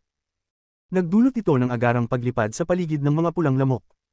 Ang mga hanay sa pagitan ng mga hayop na lamok ay napakahigpit, na may isang ranggo na may hawak na ganap na kapangyarihan sa mga nasa ibaba nito. Katulad ng kung paano nila ito nakita ni Li Yuanlei, ang mga pulang lamok ay kumilos na parang binabati nila ang kanilang hari. Gayunpaman, hindi si Wang Lin ang binabati nila, kundi ang hari ng lamok sa ibaba niya. Matapos makapasok sa crack, ang lumitaw sa harap ni Wang Lin ay kapareho ng nakita niya sa kanyang banal na kahulugan. Ang mundo ay natatakpan ng dilaw na liwanag, ngunit hindi nito sakop ang lahat. Mayroon ding kakaiba, pulang ambon na lumulutang sa hangin. Ito ay kumikilos sa isang nakakagulat na bilis dahil sa hangin. Matapos makapasok sa Wind Celestial Realm, naramdaman ni Wang Lin ang siksik na celestial spiritual energy sa hangin. Bagaman ito ay wasak, ito ay naingatan ng husto, at habang lumalalim ang isa, mas totoo ito. Ang pinaka naramdaman ni Wang Lin dito ay hangin. Walang katapusang hangin, walang hangganang hangin. Mayroong hangin sa lahat ng dako sa Wind Celestial Realm, at walang alikabok sa lupa, na parabang lahat ito ay tinatangay ng walang katapusang hangin. Lahat ng kasuotan sa katawan niya ay umalingaw habang umiihip ang hangin, at sumasayaw sa hangin ang kanyang puting buhok. Ang hangin ay minsan ay mahina at kung minsan ay malakas. Nang magaan parang hindi mabilang na maliliit na kamay ang marahang humahaplos. Gayunpaman, kung ito ay mabigat, ito ay tulad ng isang martilyo o tungkod. Kapag ito ay bumagsak, maaari nitong ibagsak ang katawan at basagin ang pinagmulang kaluluwa ng isang tao. Ang buong Wind Celestial Realm ay karapat-dapat sa pangalan nito dahil ito ay puno ng hangin. Para bang isang butas ang bamuka at ang hangin na inipon sa hindi mabilang na taon ay pinakawalan. Nag-iisa at nag-iisa ang unang bagay na naramdaman ni Wang Lin nang pumasok siya sa Wind Celestial Realm at ipinikit ang kanyang mga mata habang umiihip ang hangin sa kanyang mukha. Habang sumusulong siya, pinalibutan ng halos 100 lamok si Wang Lin. Habang umaalingaw ang kanilang mga dagindong, ang hari ng lamok sa ilalim ni Wang Lin ay nagpahayag ng isang nasasabik na ekspresyon. Nagpakawala ito ng nakakapanghina ng lupa na umalingaw sa buong lupain. Habang umaalingaw ang sitsit, biglang gumuho ang isang pulang ulap na itinutulak ng hangin sa dikalayuan. Humigit kumulang 100 pulang ilaw ang lumipad mula rito at naging mabangis na mga lamok. Ang mga tingin ng mga hayop na lamok na ito ay lahat ay nakalok sa hari ng lamok sa ilalim ni Wang Lin, at nagsimula silang umungol. Gayunpaman, ang mga dagandong na ito ay napuno ng takot at ang layuning sumuko. Lumiwanag ang mga mata ni Wang Lin. Nalaman na niya na may kakaiba sa mga hayop na lamok sa Wind Celestial Realm. Bagamat sila ay mabangis, mayroong kaunting celestial na espiritual na enerhiya sa loob ng kanilang mga katawan. Madaling ipaliwanag ito dahil matagal na silang nanirahan sa Wind Celestial Realm, kaya natural na magtitipon ng celestial spiritual energy sa loob ng kanilang mga katawan. Ngunit ang talagang nakakuha ng atensyon ni Wang Lin ay ang lakas ng mga pulang hayop na lamok. Nakita na niya ang mga pulang lamok na hayop na ito dati sa Demon Spirit Land, ngunit, malamang dahil sa lokasyon, hindi sila masyadong malakas. Gayunpaman, ang bawat isang lamok na hayop dito ay katumbas ng isang Nirvana Scryer Cultivator. Ang ilan sa ilang Dark Red Mosquito Beast ay katumbas ng late-stage Nirvana Scryer Cultivators. Ang pagtuklas na ito ay nagpasigla kay Wang Lin. Bagamat ilan lamang sa mga Mosquito Beast na ito ang katumbas ng late-stage Nirvana Scryer Cultivators, alam ni Wang Lin na ito ay ang panlabas na rehiyon lamang ng Wind Celestial Realm. Ang mga pulang hayop ng lamok ay ang pinakamababang pag-iral sa mga hayop ng lamok. Naunawaan ni Wang Lin na ang mga cultivator sa labas ng bitik ay hindi kailangang masyadong kabahan tungkol sa mga lamok na hayop na ito kung hindi sila malapit sa bitik, dahil ang mga lamok na hayop na ito ay hindi ganoon kalakas. Gayunpaman, dahil nasa labas sila ng siwang, kailangan nilang umatras dahil kung isa lang ang makatakas, ang naghihintay sa kanila sa loob ng Celestial Realm ay hindi mabilang na mga lamok na manghuli sa kanila. Isang sitsit lamang mula sa isang hayop ng lamok ay maaaring makaakit ng 10,000 mga hayop na lamok na nagmamadaling lumabas mula sa Celestial Realm. Sa katotohanan, ang mga hayop na lamok ay isang kakaibang uri. Sa ilang mga yugto, ang hari ng lamok ay hindi ang pinakamatibay na pag-iral. Madalas may mga tagapag-alaga na mas makapangyarihan kaysa sa hari ng lamok. Gayunpaman, ang isang hari ng lamok ay may kakaibang kakayahan, at iyon ay metamorphosis. Halos lahat ng mga hayop ng lamok ay ipinanganak na may limitasyon na hindi nila masira. Kung sila ay ipinanganak na pula, pagkatapos ay hanggang sa sila ay namatay, sa karamihan ay maaari lamang nilang maabot ang madilim na pula. Kapag sila ay dumaan sa metamorphosis, ang lamok na ito ay magkakaroon ng karapatang maging hari ng kanilang tribu. Bagaman maaaring hindi sila kasing lakas sa simula, sa huli sila ang magiging pinakamalakas. Higit sa lahat, kapag ang isang hayop ng lamok ay dumaan sa metamorphosis, natural silang magbibigay ng pressure na nakaapekto sa kaluluwa. Kung ang isa pang lamok ay mas malakas, hanggat ang pagkakaiba ay hindi masyadong malaki, kailangan nilang sumunod sa ilalim ng pressure na ito. Dahil din sa pressure na ito, sa sandaling nagkita ang dalawang hari ng lamok, isang matinding pagbabago ang magaganap. Magkakasundo sila o magsisimula ng live at death battle. Ang mananalo ay lalamunan ng natalo, at ang kanilang lakas ay lalakas ng husto. Ang iba sa mga hayop na lamok ay hindi lalahok sa labanan sa pagitan ng dalawang hari. Ang mga lamok na kabilang sa natalo ay sasailalim sa kontrol ng nanalo. Si Wang Lin ay gumawa ng maraming paghahanda at pagsasaliksik tungkol sa mga hayop ng lamok bago dumating sa Wind Celestial Realm. Sa sandaling sumigaw ang hari ng lamok, agad na lumipad ang daan-daang pulang lamok na iyon. Mayroong halos 200 lamok na hayop sa paligid ng Wang Lin, at 10 ay madilim na pula. Lamang ang mga ito ay malayo sa sapat. Ang layunin ni Wang Lin ay ang mas malalakas na hayop ng lamok sa loob ng Wind Celestial Realm. Naalala niya ang Dark Purple Mosquito Beast na nagmumula sa misteryosong planeta sa alaala ni Tusi. Ang mga hayop na lamok na iyon ay maaaring gumawa ng isang taong kasing lakas ng Tusi na tumakas. Ang pag-iisip lamang tungkol dito ay nasa sabik na si Wang Lin. Ito ang pangunahing dahilan kung bakit pinilit niyang sumailalim sa metamorphosis ang hari ng lamok. Sa pagtingin sa 10 Dark Red Mosquito Beast, nagliwanag ang mga mata ni Wang Lin. Matapos mag-isip-isip ng kaunti, hindi na siya lumalim pa ngunit naglibot sa gilid ng Wind Celestial Realm. Pagkaraan ng ilang oras, gumalaw si Wang Lin kasama ang 200 hayop ng lamok at nakakita ng isa pang ulap ng pulang fog sa dikalayuan. Nang makita ang pulang fog, nagliwanag ang mga mata ni Wang Lin at ang hari ng lamok sa ilalim niya ay bumaril at nagpakawala ng dagandong sa pulang fog. Sa ilalim ng dagandong nito, ang malaking pulang fog ay biglang tumigil at bumagsak sa halos 100 pulang hayop ng lamok. Nagtungo sila sa hari ng lamok, at pagkatapos ng ilang sandali ng pagpupumiglas, agad silang sumuko. Nilampasan sila ng tingin ni Wang Lin. Nakakita siya ng 6 na dark red na lamok na hayop sa gitna nila at bahagyang natuwa. Naramdaman ni Wang Lin na habang ang hari ng lamok ay nag-iipon ng mas maraming lamok, ang kanyang kabuuang lakas ay mabilis na tumataas. Ngayon ay mayroon na siyang halos 300 hayop na lamok na katumbas ng mga cultivator ng Nirvana Scryer at 16 na hayop ng lamok na katumbas ng mga cultivator ng Nirvana Scryer sa huling yugto. Sa puwersang ito, hindi na kailangang gumalaw ni Wang Lin para agad na patayin ang isang Nirvana Cleanser Cultivator. Masyadong maliit pa ang 300. Kailangan ko pa ng kaunti. Kung mayroon akong 1,000 sa mga pulang lamok na ito na katumbas ng mga Nirvana Scryer Cultivator, kung gayon kahit na ang mga Nirvana Shatterer Cultivator ay kailangang tumakbo mula sa akin. Kung makakakuha ako ng 10,000 Red Mosquito Beast. Kung gayon kahit ang mga late stage na Nirvana Shatterer Cultivator ay mananatiling malayo sa akin. Kung mayroon akong higit sa 100,000 na hayop ng lamok, paano kung sila ay nasa yugto ng Heaven's Blights? Kung mayroon akong 1,000,000, 10,000,000. Si Wang Lin ay naghintay ng napakatagal na panahon para dito.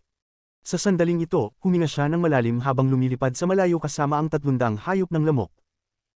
Ang mga pakpak ng mga hayop ng lamok ay nagdulot ng dumadagandong na umalingaw sa buong lupain at nagbigay ng malakas na presyon. Ang mga mata ni Wang Lin ay parang kidlat habang gumagalaw tulad ng kidlat sa paligid ng panlabas na rehiyon ng Wind Celestial Realm. Hindi nagtagal at nakita niya ang isa pang ulap ng pulang fog na tinatangay ng hangin. Kumalat ang pressure ng Mosquito King at agad na huminto ang pulang fog. Pagkaraan ng ilang sandali, ang fog ay bumagsak sa isang malaking halaga ng mga hayop ng lamok, ngunit sa pagkakataong ito 2 sinag ng pulang ilaw ang bumaril. Hindi nila sinisingil si Wang Lin ngunit mabilis na umatras na may pagpupumigla sa kanilang mga mata. Lumiwanag ang mga mata ni Wang Lin at ang hari ng lamok sa ilalim niya ay bumaril patungo sa 2 umaatres na brownish-red na lamok na hayop. Nagpakawala ito ng dagandong at ang malakas na panggigipit ng hari ng lamok ay tinangay ang lugar. Nang bumaba ang pressure, nanginginig at nagsimulang sumirit ang 2 brownish-red na lamok na hayop. Ilang sandali pa, nawala ang pakikibaka nang sumuko sila, at lumipad sila sa tabi ng hari ng lamok. Ang divine sense ni Wang Lin ay kumalat sa 2 brownish-red mosquito beast, at nagliwanag ang kanyang mukha. Ang 2 dark red na lamok na hayop na ito ay halos katumbas ng peak Nirvana Scryer Cultivators, at ang kanilang mabangis na aura ay naging mas mabangis at nakakatakot sa kanila. 400 ngayon. Tiningnan ni Wang Lin ang makakapal na kawan ng lamok sa paligid niya. Mas gumanda at gumanda ang kanyang kalooban habang pinagmamasdan niya ang 2 brownish-red mosquito beast at ang halos 20 dark red mosquito beast. Hindi siya nagmamadaling pumasok sa kailaliman ng Wind Celestial Realm, kaya inikat niya ang panlabas na rehiyon. Sa daan, nakatagpo siya ng maraming ulap ng pulang fog na may malaking halaga ng mga hayop ng lamok sa loob. Kapag nakita nila ang hari ng lamok ni Wang Lin, manginig sila at palibutan si Wang Lin. Pagkaraan ng 2 araw, si Wang Lin ay may halos 1,000 hayop na lamok sa paligid niya. Ang mga hayop na lamok ay nagmistulang pulang ulap na tumatakip sa kalangitan. Kabanata 1236 Isa pang hari ng lamok. Sa bilis ni Wang Lin, gumawa sila ng malaking bilog sa paligid ng Wind Celestial Realm.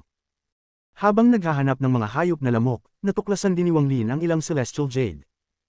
Marahil ito ay dahil sa napakaraming hayop ng lamok na pumipigil sa mga cultivator sa pagpasok, ngunit si Wang Lin ay umani ng maraming Celestial Jade.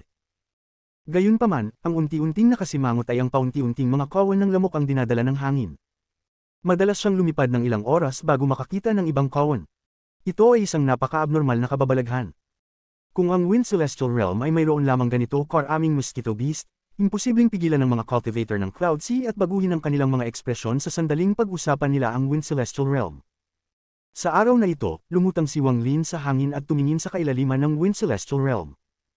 Sa kanyang 2 araw na pagmamasid, karamihan sa mga hayop na lamok sa Wind Celestial Realm ay nagtipon sa panloob na bahagi. Kung tungkol sa mga ulap ng pulang fog na nakita niya sa ngayon, ang hangin ay hinaypan sila dito mula sa panloob na rehiyon, at iyon ang dahilan kung bakit hindi marami sa kanila. May napakaraming mga hayop na lamok sa kailaliman ng Wind Celestial Realm. Doon ay tiyak na magiging mas makapangyarihang mga hayop ng lamok at maging ang iba pang mga hari ng lamok sa loob. Kung ganito, hindi ako basta-basta magmadaling pumasok. Matapos mag-isip ng kaunti, nagliwanag ang mga mata ni Wang Lin at may naisip siya. Agad na sumirit ang haring lamok at biglang nagpakawala ng matalim na dagandong ang isa sa mga pulang lamok sa tabi nito. Ang dagandong na ito ay may kakaibang kapangyarihang tumagos. Parang nakatagpo ito ng buhay at kamatayan na sitwasyon at tumatawag para sa mga kasama nito. Ang dagandong na ito ay bumuo ng hindi nakikitang mga ripple at kumalat sa Wind Celestial Realm. Huminga ng malalim si Wang Lin at tumingin sa malayo. Di nagtagal, nagkaroon ng dumadagandong na dagandong habang ang isang napakapangit, pulang ilaw ay sumugod mula sa abot tanaw. Malayo sila, ngunit ang pulang ilaw ay nanginginig sa langit. Nagkaroon din ng mga baliw na dagandong na nagmumula sa pulang ilaw na magiging dahilan upang manginig ang isipan ng sinumang makakarinig. Kahit na ang kalangitan ay yumanig, at ang malaking halaga ng mga special na bitik ay lumitaw. Ang ekspresyon ni Wang Lin ay nanatiling pareho, ngunit ang kanyang mga pupil ay lumiit. Mayroong halos 1,000 pulang hayop ng lamok sa loob. Ito ay lamang ang unang alon. May isip ni Wang Lin na sa lalong madaling panahon, mas marami pang lamok na hayop ang lilito, at hindi lang ito magiging pulang hayop ng lamok. Mas makapangyarihang mga hayop ng lamok ang lilito. Pagkaraan ng ilang sandali, ang halos 1,000 na hayop na lamok ay nagsara, ngunit sa sandaling sila ay nagsara, isang lamok na hayop ang lumipad palabas. Isang maputlang gininto ang liwanag ang lumiwanag at agad na kumalat ang presyon. Sa halos 1,000 na hayop na lamok, mayroong halos 100 madilim na pulang lamok na hayop at higit sa 10 brownish-red mosquito beast. Sa ilalim ng pressure na ito, lahat sila ay nanginig. Agad na sumuko ang mga pulang lamok na iyon, at ang halos 100 dark red na lamok ay nagpumiglas bago sumuko. Iyong 12-dosenang o higit pang mga brownish-red mosquito beasts ang agad na umatras at tatakas na sana. Lumiwanag ang mga mata ni Wang Lin. Sinenyasan na sana niya ang hari ng lamok na humabol, ngunit sa sandaling ito, isa na namang marahas na dagandong ang nagmula sa langit. Sa malayo, mayroong isang malaking kawan ng mga hayop ng lamok na may hindi bababa sa 10,000 mga hayop ng lamok na umaakyat. Ang eksenang ito ay agad na nagpamanhid sa anit ni Wang Lin. Alam niya na napakahirap para sa hari ng lamok na magtipon ng 10,000 hayop ng lamok sa kasalukuyang kalagayan nito. Nakita rin ni Wang Lin ang isang malaking halaga ng asul at kahit kaunting puting ilaw sa loob ng kawan na ito. Walang pag-aalinlangan, gumalaw si Wang Lin, at pinalibutan siya ng halos 2,000 hayop ng lamok. Nagtago siya at nagpadala ng utos. Agad na umatras ang hari ng lamok kasama ang 2,000 hayop ng lamok at iniwasan ang malaking kawan ng lamok na iyon. Sa kabutihang palad, ang malaking kawan ng mga hayop ng lamok ay tumingin lamang sa paligid ng kaunti pagkatapos dumating. Nang wala silang mahanap na kaaway, lumipad sila, ngunit ang siksik na kawan ng lamok na ito ay nakaukit sa alaala ni Wang Lin.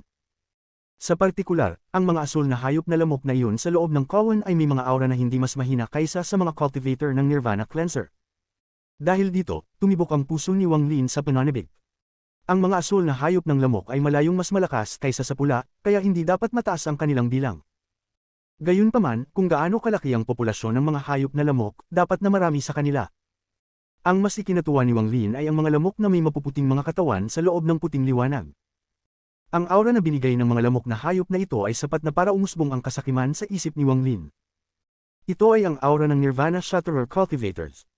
Sa 10,000 hayop na lamok na iyon, mayroong halos 300 puting hayop ng lamok. Kung kaya niyang kontrolin ang puwersang iyon, mas mabuti pa kaysa sa pagkontrol sa 10,000 pulang hayop ng lamok. Ang Wind Celestial Realm na ito ay isang lugar ng buhay at kamatayan, ngunit para sa akin ito ang pinakamalaking treasure trove na nakita ko sa buhay ko. Huminga ng malalim si Wang Lin at pinigilan ang pananabik sa kanyang puso. Nagtataka ako kung anong antas ng paglilinang ang tumutugma sa mga lilang hayop ng lamok sa mga alaala ni Tusi. Nag-isip si Wang Lin, ngunit may isang bagay pa rin ang nakapagtataka sa kanya. Napatingin siya sa haring lamok sa tabi niya. Natagpuan na niya ang lamok na ito sa planetang Suzaku, ngunit hindi pa rin niya alam kung bakit lumitaw ang lamok na hayop na ito doon. Mayroon ding isa pang bagay na labis na naguguluhan kay Wang Lin. Ang kanyang mosquito beast ay umabot sa purple at ngayon ay ginto na ang kulay, ngunit ito ay mas mahina kaysa sa mga nasa Wind Celestial Realm. Kung hindi dahil sa aura ng isang hari ng lamok, magdududa pa si Wang Lin kung totoo ang kanyang hayop na lamok. Ang bagay na ito ay gumugulo kay Wang Lin sa mahabang panahon, at kahit na iniisip ito ngayon, wala pa rin siyang mahanap na sagot, kaya sumuko siya. Pagkaalis ng malaking kawan, kinuha niya ang 2,000 hayop ng lamok at lumipad sa kailaliman ng Wind Celestial Realm. Ang eksena ng 10,000 lamok na dumarating ay nagpahinto kay Wang Lin na kumilos sa ideya ng pag-akit sa mga hayop ng lamok. Kapag nangyari ang isang aksidente, ang gastos ay magiging masyadong malaki, at kapag nangyari ito, walang paraan upang makontrol ito. Pagkatapos magnilay-nilay ng kaunti, nagpasya si Wang Lin na dahan daw ang pumasok sa kailaliman ng Wind Celestial Realm. Sa ika-5 araw pagkatapos pumasok sa Wind Celestial Realm, habang dahan daw ang lumilipat si Wang Lin patungo sa panloob na rehiyon, siya ay nasa panlabas na bahagi pa rin ng Celestial Realm. Ngayon lang siya medyo malapit sa gitna. Mayroong isang fragment ng Celestial Realm na lumulutang dito. Nang malapit na sila rito, may kumislap na asul na liwanag. Naningkit ang mga mata ni Wang Lin at naging excited siya. Kitang-kita niya ang isang hayop na lamok sa loob ng asul na liwanag. Ang lamok na ito ay ganap na bughaw at nagbigay ng aura ng Nirvana Cleanser Cultivator. Hindi ito gumagalaw sa isang grupo, ngunit sa kanyang sarili. Habang lumilipad ito, ang hari ng lamok sa ilalim ni Wang Lin ay sumirid. Agad na huminto ang asul na lamok at tinitigan si Wang Lin at ang hari ng lamok sa ibaba niya. May pagkalito at pagpupumilit sa mga mata nito. Sa sandaling ito, ang hari ng lamok sa ilalim ni Wang Lin ay umungal at naging isang sinag ng maputlang gintong liwanag na bumaril patungo sa asul na hayop ng lamok. Agad itong napapikit at ginamit ang malaking bibig nito upang hagupitin ang bughaw na hayop ng lamok. Ang asul na hayop ng lamok ay nagpakawala ng malungkot na pagsirit, ngunit hindi ito ng ahas na iwasan ng tama, kaya napaatras ito ng ilang daang talampakan bago huminto. Hamina ang pagpupumigla sa mga mata nito ngunit naroon pa rin. Bigla itong nagpakawala ng marahas na dagandong nang tumalikod ito at tumakas sa malayo. Lumiwanag ang mga mata ni Wang Lin at ang hari ng lamok sa ibaba niya ay nagbigay ng mas maliwanag na maputlang ginto. Nagpakawala ito ng mas malakas na dagandong. Sa sandaling umalangaw ang dagandong na ito, ang mga nakapaligid na pulang hayop na lamok ay nanginig at ang kanilang mga mata ay napuno ng takot at sindik. Sa di kalayuan, nanginginig ang katawan ng Blue Mosquito Beast na para bang may dalawang magkaibang ideal na nagbabanggaan sa loob ng katawan nito sa ilalim ng pressure na ito. Dahan-dahan, hindi na nakatakas ang bughaw na hayop ng lamok bagkus ay dahan daw ang lumipad patungo sa hari ng lamok at ipinakita ang hitsura ng pagsuko. Nagliwanag ang mga mata ni Wang Lin at tumalon siya mula sa hari ng lamok at nilapitan ang asul na lamok. Naging mabangis ang asul na lamok at nagsiwalat ng malamig na tingin. Bagamat sumuko na ito sa hari ng lamok, mabangis pa rin ito kay Wang Lin. Gayunpaman, habang ang bibig ng bughaw na hayop ng lamok ay dumudulas patungo kay Wang Lin, hindi man lang siya tumigil, nagpakawala ng malamig na singhot. Itinaas niya ang kanyang kanang kamay at itinuro ang kanyang daliri. Ang bughaw na lamok ay biglang nanginig at nanatiling hindi gumagalaw, na parang na-freeze sa kinalalagyan. Pagkatapos ay itinaas ni Wang Lin ang kanyang kanang kamay at inilagay ito sa ulo ng asul na hayop ng lamok. Ang kanyang divine sense ay sumugod sa isip ng lamok. Sa kanyang pag-unawa sa mga hayop ng lamok at sa kanyang malakas na paglilinang, madali niyang natagpuan ang mga alaala nito at nagsimulang maghanap sa kanila. Pagkaraan ng mahabang panahon, itinaas ni Wang Lin ang kanyang kamay at nagsimulang magnilay. Nang makabawi ang bughaw na hayop ng lamok, muli itong naging mabangis at akmang aatake. Gayunpaman, sa sandaling ito, ang hari ng lamok ay nagpakawala ng dagandong, at ang asul na hayop ng lamok ay agad na naging masunurin at lumipad sa tabi ng mga pulang lamok. Sa sandaling ito ay malapit na, lahat ng mga pulang hayop na lamok ay nagkalat. Wala silang lakas ng loob na makipag-close. Ang nag-iisang mapusyaw na asul na hayop na lamok ay napakahirap ng kontrolin. Kung marami pa, mas magiging mahirap na pasunurin sila. Kaugnay ito ng katotohanang hindi pinalaki ang aking lamok na hayop dito. Mula sa mga alaala ng asul na hayop na lamok na ito, mayroon talagang isang hari ng lamok sa hindi kalayuan. Napakalaki ng Wind Celestial Realm na ito, kaya bagaman hindi gaanong mga hari ng lamok, mayroon pa ring ilan. Ayon sa ugali ng mga hayop ng lamok, kung ang kanilang hari ng lamok ay mamatay at sila ay tatanggapin ng aking lamok. Nagliwanag ang mga mata ni Wang Lin at nakaisip siya ng ideya. Kaya lang, medyo matapang ang ideyang ito. Habang nagmumuni-muni, nagliwanag ang mga mata ni Wang Lin at tumingin siya sa malayo.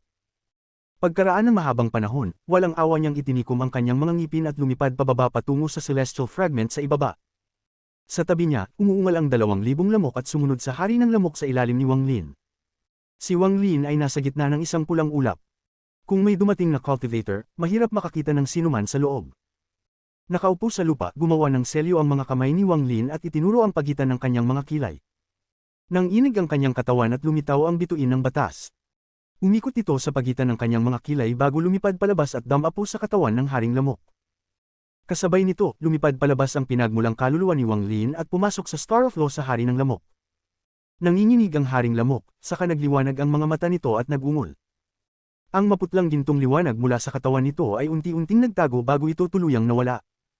Pagkatapos ay lumitaw ang isang asul na liwanag at pinalibutan ang katawan nito. Sa sandaling ito ay tila isang bughaw na hayop ng lamok na walang anumang kapintasan. Maging ang panggigipit ng isang hari ng lamok ay ganap na tinatakan ng pinagmulang kaluluwa ni Wang Lin, at wala ni isa sa mga ito ang tumagas. Ilang sandali pa, umungal ang haring lamok at lumipad palabas. Lumipad ito ng kalahating bilog sa hangin bago nagpadala ng utos para protektahan ang katawan ni Wang Lin, pagkatapos ay lumipad ito sa malayo. Bagamat nakaalis na ito, ang halos 2,000 hayop ng lamok ay sumunod sa utos ng haring lamok. Kahit anong mangyari, kahit mamatay silang lahat, paprotektahan nila ang katawan ni Wang Lin. Ang bughaw na hayop ng lamok ay naging pinakamakapangyarihan sa mga hayop ng lamok. Bagamat naglabas pa rin ito ng mabangis na aura patungo sa katawan ni Wang Lin, sa ngayon ay ito ang pinakamalapit dito, at mahigpit nitong binabantayan. Ang pinagmulang kaluluwa ni Wang Lin ay pumasok sa bituin ng batas at ikinabot ang sarili sa katawan ng hari ng lamok. Naging isang sinag ng asul na liwanag at lumipad sa Wind Celestial Realm. Tila tuwang-tuwa ang hayop na lamok at umungal habang lumilipad. Gayunpaman, sa ilalim ng selyo ni Wang Lin, hindi na ito nagbigay ng presyon ng isang hari ng lamok. Ito ay tila isang ordinaryong, asul na hayop ng lamok na walang anumang abnormalidad. Pagkatapos ng ilang oras na paglipad, mahigit 100 asul na hayop ng lamok ang pumasok. Bawat isa sa kanila ay napakabangis, at ang kanilang mga bibig ay naglabas ng mabangis na aura. Nakita pa ni Wang Lin ang isang malalim na asul na hayop ng lamok sa kanila na nagbigay ng aura na katumbas ng isang mid-stage na Nirvana Cleanser Cultivator. Nilipad nila ang hari ng lamok at hindi na huminto. Tanging ang Deep Blue Mosquito Beast lang ang tumingin na may bakas ng pagkalito ng dumaan nito. Kinokontrol ni Wang Lin ang Mosquito Beast at hindi siya tumigil habang nauuna silang sumisingil. Sa daan, nakakita siya ng 3 alon ng 100 asul na kawan ng lamok at laking gulat niya. Hindi nakakagulat na kahit si Tusei ay kailangang tumakas sa kahihiyan noon. Bagamat ang mga hayop na lamok na ito ay hindi malakas mag-isa, ang kanilang bilang ay napakarami. At ito ay ang panlabas na rehiyon lamang. Kapag mas malalim na ako sa loob. Kapag lumitaw ang malaking bilang ng mga bughaw at puting mosquito beast, hindi ako natatakot kahit na ang mga cultivator ng Heaven's Blight ay magkakaroon ng pagkakataong mabuhay. Habang lumilipad si Wang Lin kasama ang hayop ng lamok, tumingin siya sa paligid. Walang aura ng mga cultivator sa paligid, gawin itong malinaw na napakakaunting mga cultivator ang maaaring pumunta dito at manatili sa loob ng mahabang panahon. Ang lugar na ito ay ang mundo ng mga lamok. Habang ang hari ng lamok ay lumipad sa unahan, ang lumitaw sa harap ni Wang Lin ay isang malaking bulubundukin sa gilid ng kontinente. Ang mga bundok ay tila tumagos sa kalangitan at naglabas ng isang marilag na aura. Ito ang lugar. Tinipon ni Wang Lin ang kanyang pinagmulang kaluluwa sa loob ng bituin ng batas at nagsimulang maingat na obserbahan. Sa labas ng bulubunduking ito, mayroong libu-libong pulang hayop na lamok, at mayroon ding daan-daang asul na hayop ng lamok. Ang mga bughaw na hayop ng lamok ay labis na mayabang.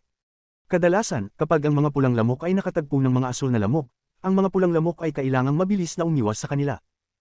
Sa kaloob-looban, lumilipad sa itaas ng bundok, nakita ni Wang Lin ang 2 puting hayop ng lamok. Hindi sila lumilipad, ngunit nakatayo sa gilid ng bundok. Ang kanilang malalaking bibig ay nagkukusko sa bundok, na gumagawa ng matatalim na tunog. Kabanata 1237 Pagsasara.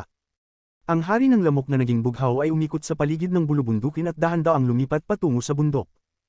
Sa sandaling ito ay pumasok, ang mga kawan ng pulang lamok ay agad na tumingin sa ibabaw na may malungkot na mga tingin.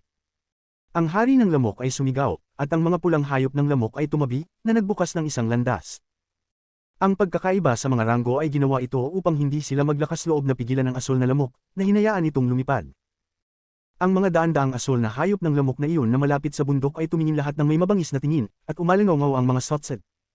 Agad na tumaas ang mabangis na aura nang malaman nilang hindi kabilang sa kanilang kawan ng lamok na ito. Kitang-kita ang pagkapuot, at ang ilan ay umatake pa sa lamok ni Wang Lin. Ang mga mosquito beast na ito ay gumalaw na parang mga asul na bulalakaw at agad na pumikit. Gayunpaman, nang makalapit sila, ang hari ng lamok ay naglabas ng mabangis na aura at mabilis na umiwas. Pagkatapos ay tumangay ang bibig nito at tumusok sa pinakamalapit na asul na hayop ng lamok. Ang bughaw na hayop ng lamok ay nagpakawala ng dagandong. Ngunit hindi lang ito umatras, naningil pa ito sa hari ng lamok. Gayunpaman, sa sandaling ito ay malapit na, ang bituin ng batas na nabuo mula sa pinagmulang kaluluwa ni Wang Lin ay kumislap saglit. Kasabay nito, isang presyon ng bumalot sa katawan ng bughaw na hayop ng lamok. Nang inig ang katawan ng asul na lamok at tumigil saglit. Sa sandaling ito, ang matalas na bibig ng hari ng lamok ay tumusok ng malalim sa katawan ng bughaw na hayop ng lamok. Napasinghap agad ang haring lamok, at nang inig ang katawan ng bughaw na hayop ng lamok bago agad naging kalansay. Lahat ng diwa at dugo nito ay hinigop ng hari ng lamok. Ang 3 bughaw na hayop na lamok na lumipad din ay sumigaw at lumipad sa hari ng lamok. May dugo pa rin sa bibig ng haring lamok habang ang mga mata nito ay nagsiwalat ng matinding titig. Nagpakawala ito ng dagandong nang sumugod ito palabas at nabangga ang isa sa kanila. Nagkabanggaan sila. Ang bughaw na hayop na lamok ay halatang walang laban at napatumba. Bago ito makabawi, ang bibig ng haring lamok ay tumagos sa asul na hayop ng lamok at nilalanghap ang lahat ng diwa nito bago lumipad patungo sa susunod na asul na lamok sa mas mabilis na bilis. Ang lahat ng ito ay nangyari sa isang iglap, mabilis na lampas sa imahinasyon. Sa isang iglap, ang 4 na bughaw na hayop ng lamok ay isa-isang namatay, na naiwan lamang ang hari ng lamok na humihiging sa hangin. Malamig nitong tinitigan ng daan-daang asul na hayop ng lamok sa unahan.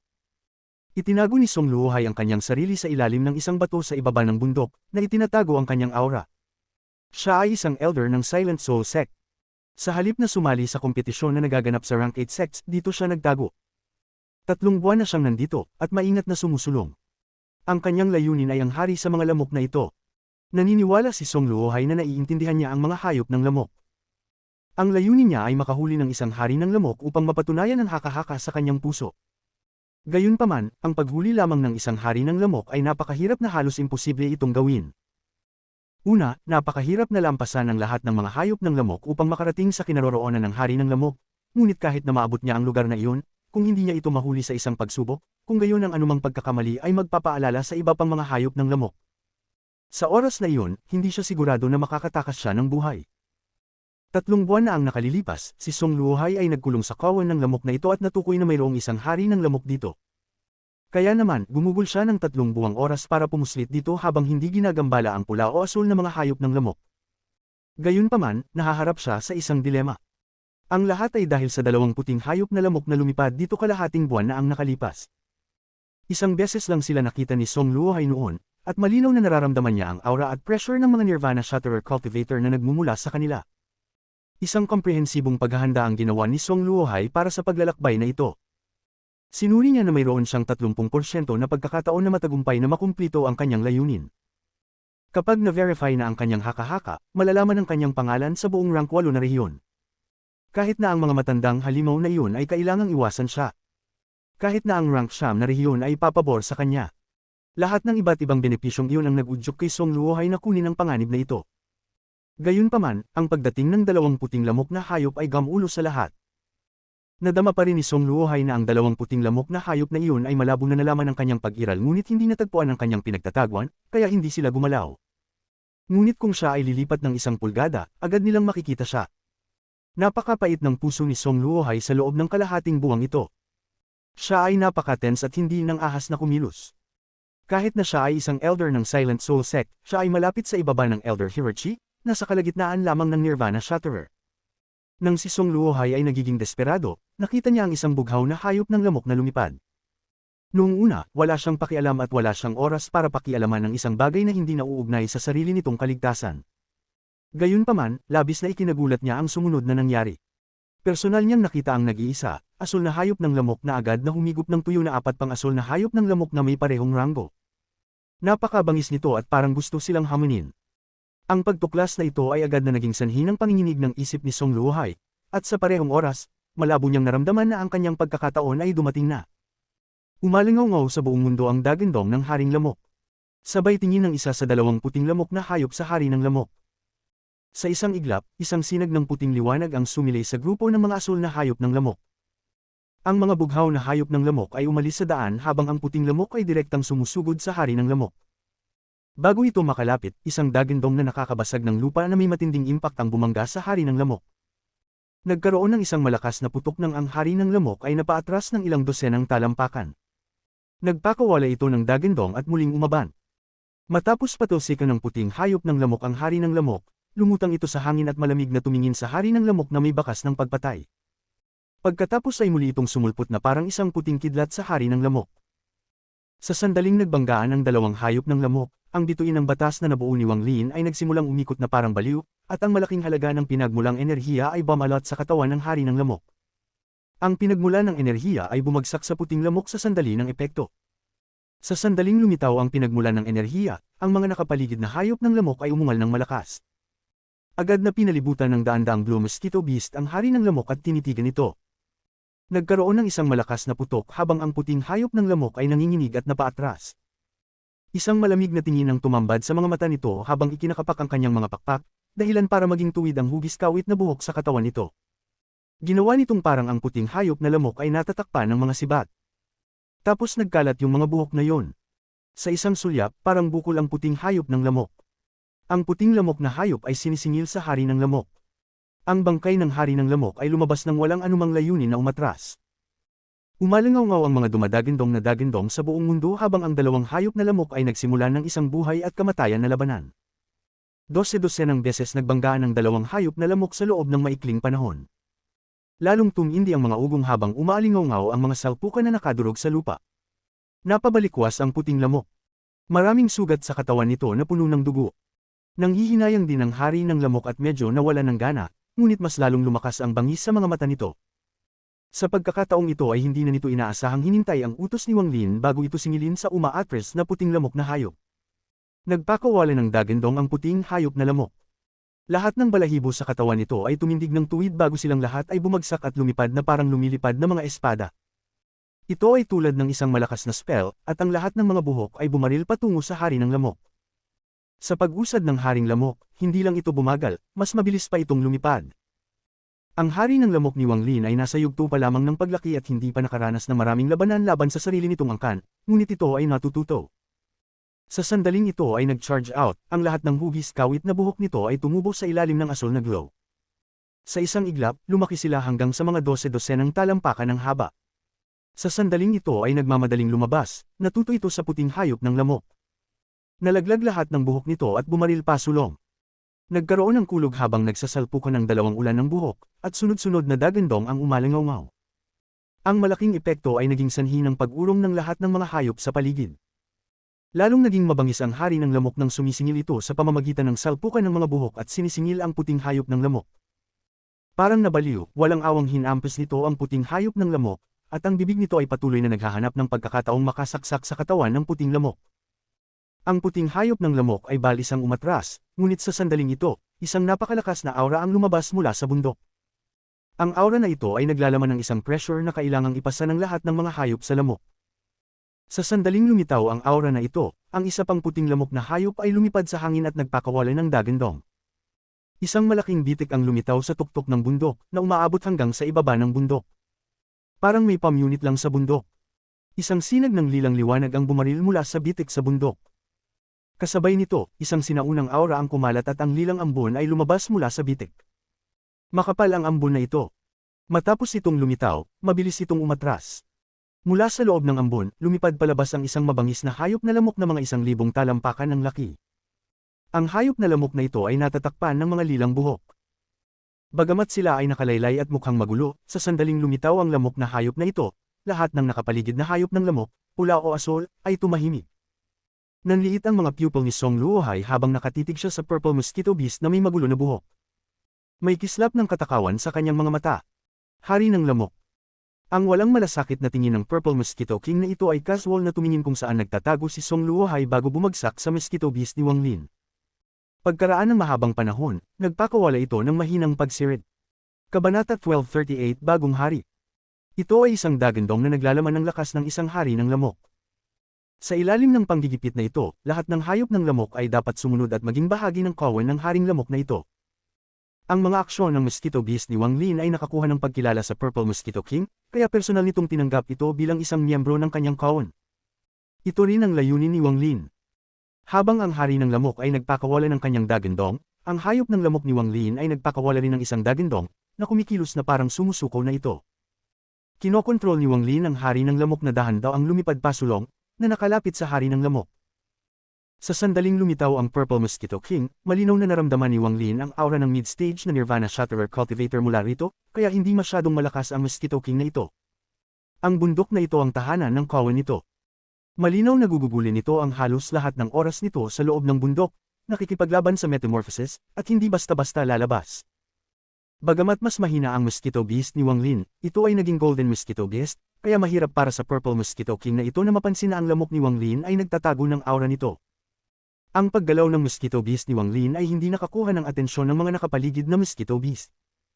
Maging ang dalawang puting lamok ay hindi napansin at malamig lamang na nakatitig sa hari ng lamok ni Wang Lin.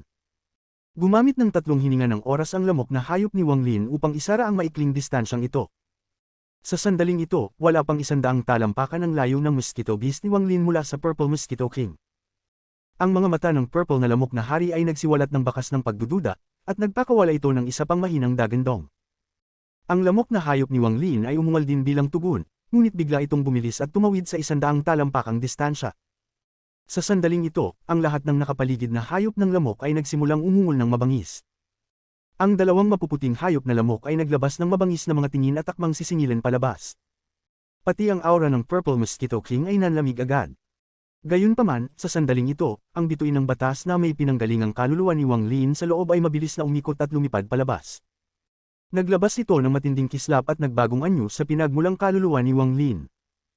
Ang kanyang hitsura ay agad na nagdulot ng kaguluhan mula sa mga nakapaligid na hayop ng lamok. Lahat sila ay sumugod, sumisitsit na parang baliw. Gayunpaman, wala sa mga ito ang nakagambala kay Wang Lin. Bagamat mapanganib ang paglalakbay na ito, nakalkulan ni Wang Lin na mayroon siyang halos 80% na tagumpay. Ang lahat ay maaaring ilarawan sa pamamagitan ng mabilis. Mabilis. Sa sandaling nabuo ang pinagmulang kaluluwa ni Wang Lin, humakbang siya pasulong at iwinagayway ang kanyang kanang kamay. Malaking halaga ng pinagmulang enerhiya ang natipon at tangayan bilang isang bugzo ng hangin. Ang dalawang puting hayop na lamok sa tabi ng Purple Mosquito King ay tinamaan ng hangin at itinulak palayo. Sa sandaling itaboy ang dalawang puting hayop na lamok, hindi tumigil si Wang Lin at dumating sa harapan ng umuurong na purple na hari ng lamok.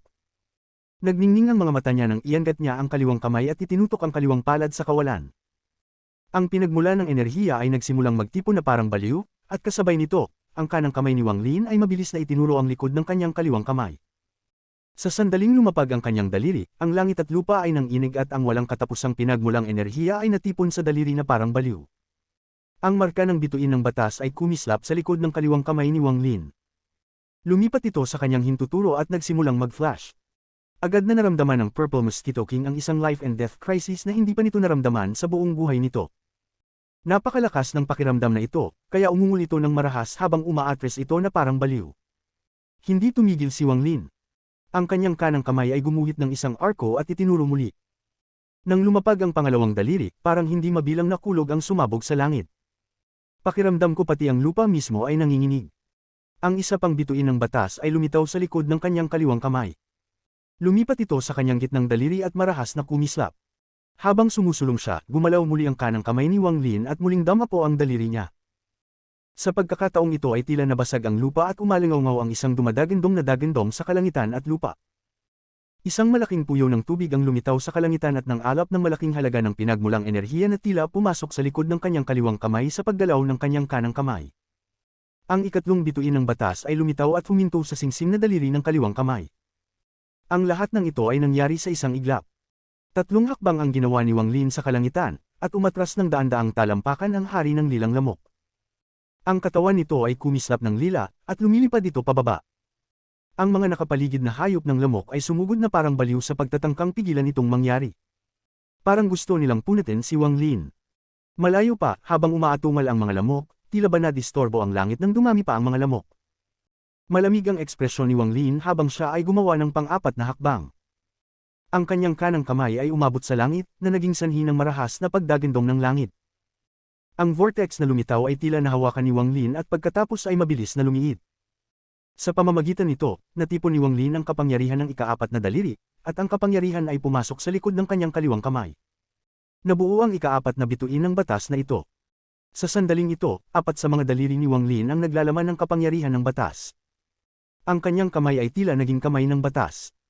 Sa sandaling lumapag ang ikaapat na daliri, isang handprint ang damapo sa Purple Mosquito King, na lumikha ng isang dumadagandong na dagandong.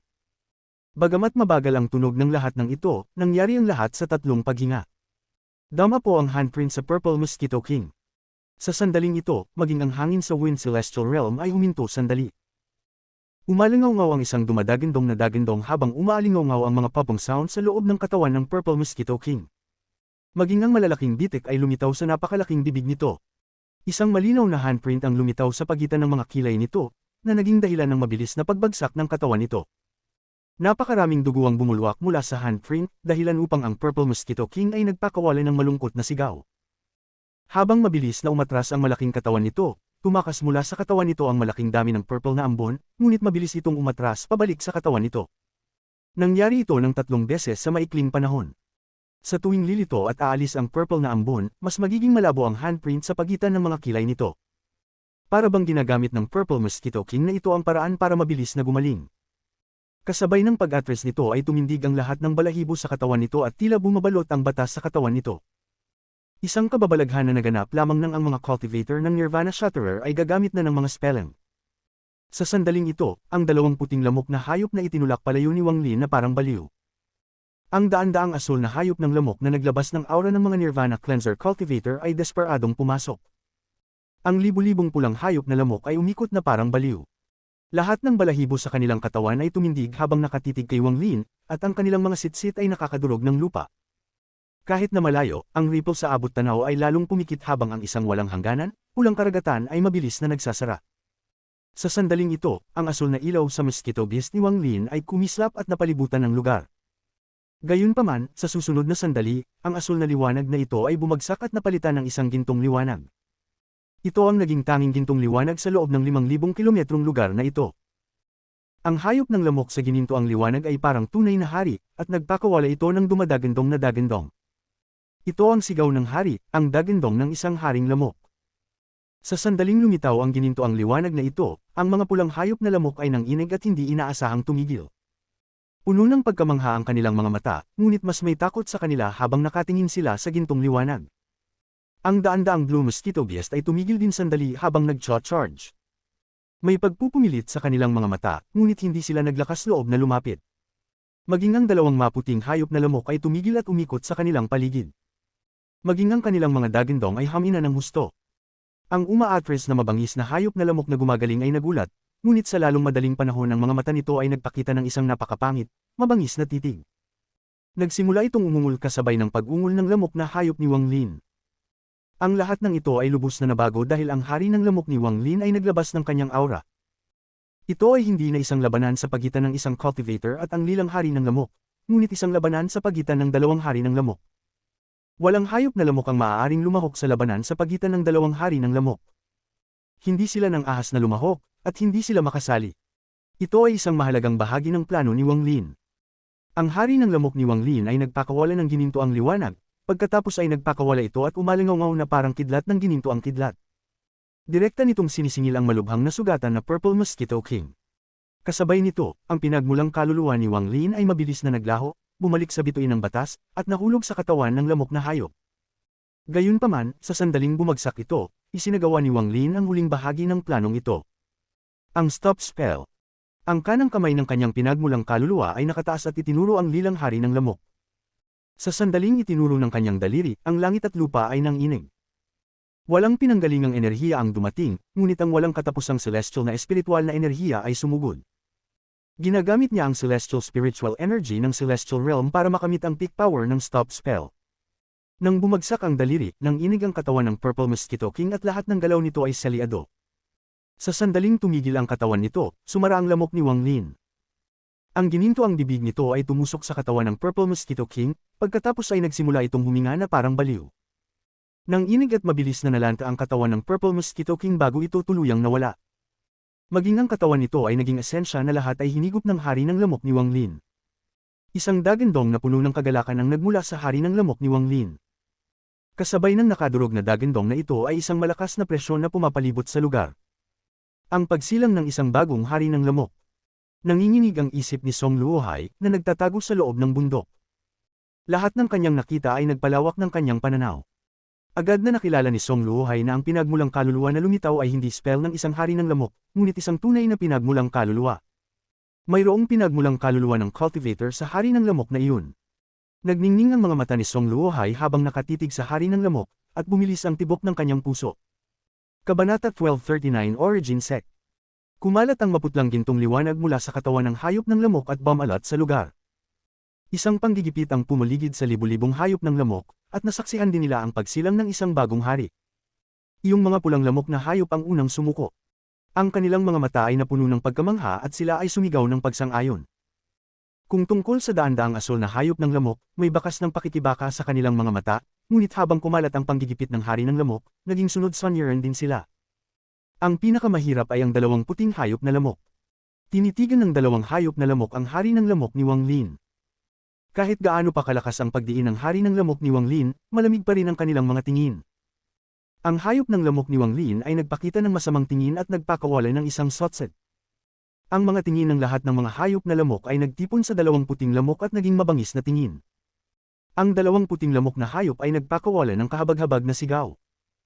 Ang nakipag-away sa lamok ni Wang Lin ay nanginginig at ang mga mata nito ay nagpakita ng isang demonyong liwanag. Isang mapanirang aura ang nagmula sa katawan nito, at sa sandaling iyon, bumagsak ang katawan nito. Ang ambon ng dugo ay kumalat sa kalangitan, at habang ito ay bumagsak, ang iba pang puting hayop ng lamok ay pinili din na mamatay. Sumabog din ito sa ambon ng dugo. Mas gugustuhin pa nilang mamatay kaysa sumunod. Ang dalawang puting mosquito beast na ito ay katumbas ng Nirvana Shatterer Cultivators, kaya ang kanilang mga pagsabog ay agad na nagdulot ng malakas na shockwave. Ang mga pupil ni Song Luohai, na nagtatago sa mga bato, ay biglang lumiit. Ngayon na ang oras. Nalunod na ng kanyang kasakiman ang kanyang sentido komon, lalo na nang makitang ang bagong panganak na hari ng lamok ay may pinagmulang kaluluwa ng isang cultivator. Sa kanyang pananaw, hindi ito ang pinagmulang kaluluwa ng isang taong umalis sa kanilang katawan, ngunit isang cultivator na nawala ng katawan at hindi inaasahang nakipag-ugnay sa isang hari ng lamok gamit ang hindi kilalang pamamaraan. Ito ay isang napaka-espesyal na pag-iral. Ito ang unang beses niyang makatagpo ng ganito. Sa isip niya, ang haring lamok na ito ay isang cultivator. Ang pagkontrol sa isang hari ng lamok ay napakahirap, ngunit ang pagkontrol sa pinanggalingan na kaluluwa ng isang cultivator na sumanib sa hari ng lamok ay hindi dapat maging napakahirap. Sa pag-iisip na iyon, hindi niya maaaring talikuran ang pagkakataong ito, ngunit ang daan-daang asol na hayop ng lamok, libu-libong pulang lamok na hayop, at 20 puting lamok na hayop ang gumawa nito upang hindi siya maglakas loob na lumabas, gaano man siya kasakiman. Gayunpaman, nang makita ang perpektong pagkakataon na nilikha ng pagbagsak ng 20 puting hayop na lamok na nagpasabog sa karamihan ng mga asol at pulang lamok, nabuhay ang kanyang puso. Ang pinagmulang kaluluwang ito ay hindi malakas, tungkol lamang sa maagang yugto ng Nirvana Shatterer. Hanggat kaya kung kontrolin ang pinagmulang kaluluwang iyon sa loob ng hari ng lamok, makukontrol ko ang hari ng lamok. Kinagat ni Song Luohai ang kanyang mga ngipin at umalingaw sa loob ng kanyang katawan ng mga popong sound. Bigla siyang bumaril mula sa bato at gumalaw na parang kidlat. Gumalaw siya sa shockwave ng dalawang bumagsak na puting lamok na hayop at sinugod ang lamok na hayop ni Wang Lin. Napakaganda ng kanyang timing. Bagamat nalampasan ng kanyang kasakiman ang kanyang sentido komon, pinag-isipan pa rin niya ito ng mabuti. Sa sandaling lumipad siya, ang kanyang mga kamay ay nakabuo ng selyo at ang kanyang mid-stage na Nirvana Shatterer na kapangyarihan ay kumalat na parang baliw. Ang ilusyon ng araw at buwan ay lumitaw sa likuran niya. Nagsimula siya sa kanyang pinakamalakas na atake. Siya ay mula sa Silent Soul Sect at nagdadalubhasa sila sa mga spelling laban sa kaluluwa. Kadalasan ay hindi nila sinasaktan ang katawan, ngunit direktang pinupuntirya ang kaluluwa. Habang kumakalat ang kanyang spell, umungal si Song Luohai. Ang dagandong na ito ay naglalaman ng isang spell na pinupuntirya ang mga kaluluwa ng pinagmulan. Sa ilalim ng dagandong na ito, ang mga kaluluwang pinanggalingan ay manginginig at mahihilo sandali. Lahat ng kanyang mga aksyon at kalkulasyon ay perpekto, ngunit ang taong nakatagpo niya ay si Wang Lin. Napansin na ni Wang Lin ang presensya ni Song Luohai ngunit hindi siya pinansin. Ngayong bumagsak na ang 20 puting hayop na lamok at lumitaw si Song Luohai, nagsimulang kumislap ang Star of Law na si Wang Lin. Sa sandaling sisingilan ng kabilang partido, agad na umatras ang lamok na hayop ni Wang Lin. Sumakay ang katawan ni Song Luohai sa shockwave. Nang malapit na siyang maabutan, nagsimulang umikot ang bituin ng batas at nabuo ang pinagmulang kaluluwa ni Wang Lin. Ang mga mata ni Wang Lin ay puno ng panunuya habang winuwagayway niya ang kanyang kanang kamay. Isang bagyo ng hangin na naging bagyo ang biglang lumitaw at bumaril patungo kay Song Luohai. Bumangga ito sa spell ni Song Luohai at nagdulot ng isang nakakadurog na dagandong. Agad na namutla ang ekspresyon ni Song Luohai at umubos siya ng dugo. Nang inig ang kanyang katawan at hindi sinasadyang umatras ng ilang dosenang talampakan. Puno ng takot ang mukha niya. Hindi malakas ang hangin iyon, ngunit naglalaman ito ng malakas na layunin at batas ng Dao. Naistorbo nito ang kanyang isipan at muntik nang gumuho ang kanyang domain. Gayunpaman, ang sumunod na eksena ay naging sanhi ng pagkawala ng kanyang talino. Nakita niya ang pinagmulang kaluluwa ni Wang Lin na nakaturo sa kanya. Kasabay nito, ang haring lamok ay agad na nagpakawala. Sa isang iglap, ang lahat ng nakapaligid na hayop ng lamok ay pumasok mula sa lahat ng direksyon at tinataka ng lahat ng mga landas ng pagtakas. Nakulong siya sa loob ng kawan ng lamok. Libu-libong pulang lamok na hayop at daan-daang asul na lamok na hayop. Ito rin ang unang pagkakataon ni Wang Lin na makita silang ipinakita ang kanilang kapangyarihan bilang isang grupo. Dumadagandong ang dagandong mula sa kawan ng lamok kasama ang takot na dagandong ni Song Luohai. Alam kong mali ang ginawa ko. Ka-cultivator, maawa ka, kamanggagawa, maawa ka. Ako ay isang elder ng Silent Soul Sect. Kung payagan ako ng fellow cultivator, tiyak na babayaran kita sa hinaharap.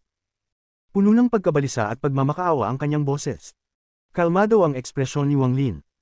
Nagpadala siya ng utos dahilan para mapasigaw ang hari ng lamok, at lalong naging baliw ang pag-atake ng kawan ng lamok. Sa sandaling ito, sa rank 8 na rehiyon, kung saan matatagpuan ang Everlasting Sect, mayroong 3 cultivation planeta. Ang kompetisyon ay ginanap sa pangalawang planeta ng paglilinang, at nagsimula na ito ilang araw na ang nakalipas. Ang buong Everlasting Sect ay lubhang masigla sa panahon ng 1 beses sa bawat 1,000 taon na kompetisyon. Mayroong isang malaking bilang ng mga tao ng makapal na nagsasama-sama, at sinakop nila ang buong planeta. Nag-imbito pa sila ng ilang makapangyarihang cultivator ng sekta na pumunta at panoorin ang kompetisyon, na ginawa itong mas masigla. Dumating din ang ilang buhong na cultivator para panoorin ang engranding kompetisyon na ito. Ang isang malaking platform na sumakop sa isang bahagi ng planeta ng paglilinang ay ang lokasyon ng kompetisyon. Sa palibot ng entablado, mayroong hindi mabilang na mga hakbang na umakyat sa langit.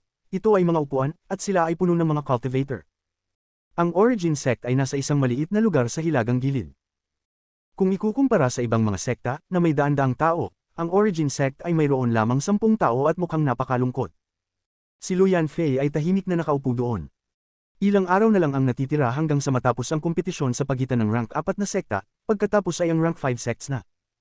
Ang iba sa mga miyembro ng Origin Sect ay lahat ay nabigla habang nakaupo sila doon. Ang kanilang mga mata ay puno ng kawalan at kalungkutan, na parabang hindi na mababago ang kapalaran ng kanilang Origin Sect. Masama ang pakiramdam ko at babalik muna ako, sabi ni Luyan Fei habang siya ay tumayo upang bumalik sa bahay na ibinigay ng pangunahing sekta, kahit na ang lugar na iyon ay mas malayo at madilim. Isang mahinang boses ang nanggaling sa hindi kalayuan. Iyan ba ang kagandahang Lu, na lihim na itinuturing na numero 1 cultivation furnace ng rank 5 na rehiyon? Napakagaling niya talaga. Sulit na gumastos ng napakaraming Origin Crystal para maging miyembro ka ng aking Celestial Music Sect pagkatapos mabuwag ang Origin Sect mo. Maya-maya, lumabas ang isang lalaking nasa katanghaliang gulang na nakasuot ng asul na may matamis na ngiti. Nang magpakita siya, may mga nakakilala sa kanya, at agad na nagbago ang mga ekspresyon nila at mabilis silang umalis. Dahil dito, ang lugar na kinaroroonan ng Origin Sect ay mas mapanglo at kapansin-pansin. Dahil sa pagtitig ay namutla at natahimik ang mga miyembro ng Origin Sect. Napakagat si Shuyun sa kanyang ibabang labi na halos damyugo ito. Ang lalaking nasa katanghaliang gulang na ito ay hindi lamang nag-iisa kundi may dalawang mapuputing buhok na nakasunod sa kanya. Ang kanilang mga titig ay parang kidlat, at sino mang makasalubong ng kanilang mga titig ay madrama ang kanilang isip na nanginginig. Sektang Celestial Music ng Rango 6 na rehiyon. Mula sa hitsura ng taong ito, dapat siyang maging punong disipulo ng sekta, si Lu Yingjia. Ang Celestial Music Sect ay ilang beses nang nauna sa rank 6 na sekta at nakakuha ng maraming atensyon mula sa pangunahing sekta. May chismis na ang isa sa 3 taong pipiliin para sa kompetisyon sa pagitan ng rank 8 sects ay mula sa Celestial Music Sect. Sa partikular, ang Lu Yingjia na ito ay naglilinang ng isang napakasamang pamamaraan ng paglilinang at kadalasan ay nangangailangan ng maraming mga furnace ng paglilinang. Kahit na makapangyarihan sila, parang walang makakatakas. Masyadong napakaraming chismis tungkol sa Lu Yingjia na ito. Naniniwala ako na may kadugo siya kay Elder Lu ng Everlasting Sect. Si Elder Lu ay nasa rurok na ng Nirvana Shatterer Stage, kaya, kasama si Elder Lu sa likod niya, hindi nakakapagtakang si Lu Yingjia na ito ay nang ahas na maging mapang-api. Nang inig ang katawan ni Luyan Fei at ang kanyang mga mata ay nagpakita ng malamig na tingin habang lumingon siya para tingnan ang lalaking nakaasol. Ang lalaking ito ay medyo gwapo at nagbigay ng manly aura. Ang Origin Sect ay hindi nabuwag at hindi nabubuwag, mahinahong sabi ni Luyan Fei bago tumalikod para umalis. Ngumiti si Lu Yingjia at mahinang sinabi, "Ka-Cultivator Lu, huwag mo akong sisihin. Narinig ko lang sa iba ang tungkol sa cultivation furnace at nanunukso lang ako. Gayunpaman, dumating ako na may mabuting hangarin. Kung mabubuwag ang Origin Sect, magkakaroon ng magandang lugar si Lady Lu. Kalimutan ang tungkol sa pagbuwag ng Origin Sect. Kahit na mabuwag ito, tatanggapin silang lahat ng aking Purple Dao Sect." Ang malamig na mga salitang ito ay nagmula sa ibang direksyon habang unti-unting lumakad ang isang lalaking naka-purple. Malamig siyang tumingin kay Lu Yingjia bago tumingin kay Luyan Fei at magalang na pinagdaop ang kanyang mga kamay. Pagbati, kapwa maglilinang Lu. Nagulat si Luyan Fei. Hindi na kailangang masyadong isipin ng kapwa Cultivator Lu. Bagamat isang beses lang kami nagkita ni Brother Liu, ang gabing iyon ng debate sa Dao ay isang bagay na hindi ko malilimutan. Kung siya ay babalik, hindi lamang ang Origin Sect ay hindi mabubuwag, ito ay posibleng maging numero 1 branch sect. Inihayag ni Lu Yunkong ang isang hitsura ng alaala at mapanglo. Kaya ang fellow cultivator na si Lu ay gusto rin ng Origin Sect at gustong makipagkompetensya sa akin. Hindi ko lang alam kung sino itong Brother Liu na sinasabi mo. Baka ako. Bahagyang ngumiti si Lu Yingjia. Imposibleng sabihin kung siya ay masaya o galit. Maging ang kanyang mga salita ay kasing liwanag ng mga ulap. Sumimangot si Lu Yunkong at hindi na nagtimpi habang umuungal, manahimik ka. Sino ka sa palagay mo para banggitin si Brother Liu? Kung nandito siya, mapapapatay ka niya kasing dali ng pagpisil ng langgam. Kabanata 1240 Li Qianmei. Malungkot ang ekspresyon ni Liu Yingjia habang nakatitig kay Lu Yunkong. Naalala pa niya na 1,000 taon na ang nakalilipas, ang taong ito na naging unang rank 5 sect na ng ahas na harmony ng number 1 sect ng rank 6 na region, ang Celestial Music Sect. Bagamat nabigo ang kanilang hamon sa huli, ito ay isang kahihiyan sa Celestial Music Sect. Ang taong ito ay tumapak sa Celestial Music Sect upang gawing tanyag ang Purple Dao Sect at pinahintulutan ng pangalang, Lu Yunkong, na kumalat sa Cloud Sea. Si Lu Yunkong ay mas nananakot sa engranding kompetisyon na ito at naging mas malakas kaysa 1,000 taon na ang nakalilipas. Malamang nahahamunin niyang muli ang Celestial Music Sect. Kung hamunin sila ng rank 5 sect ng 2 beses, mawawala ng mukha ang Celestial Music Sect. Kung nagpakita sila ng kaunting kahinaan, kahit nanalo sila, lihim pa rin silang kutsain. Lu Yunkong, lahat nakakapag-usap. Hindi ko lang alam kung paano ako papatayin ng taong nagngangalang Liu na parang langgam. Ang ekspresyon ni Liu Yingjia ay unti-unting kumalma. Siya ay isang malungkot na tao, ngunit hindi niya gustong ipakita ito. Ilang segundo lang ay pinigilan niya ang namumuong galit. Ang may kislap ng lamig sa mga mata ni Lu Yunkong.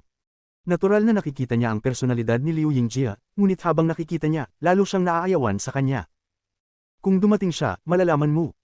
Malamig ang boses ni Lu Yunkong.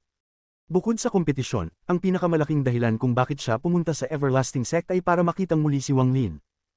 Sa makatuwid, binigyan niya ng malaking pansin ang Origin Sect. Gayunpaman, nang magsalita si Lu Yunkong, isang kakaibang boses na tila nagmumula sa pagitan ng mga ngipin ng isang tao ang nakapalibot sa lugar.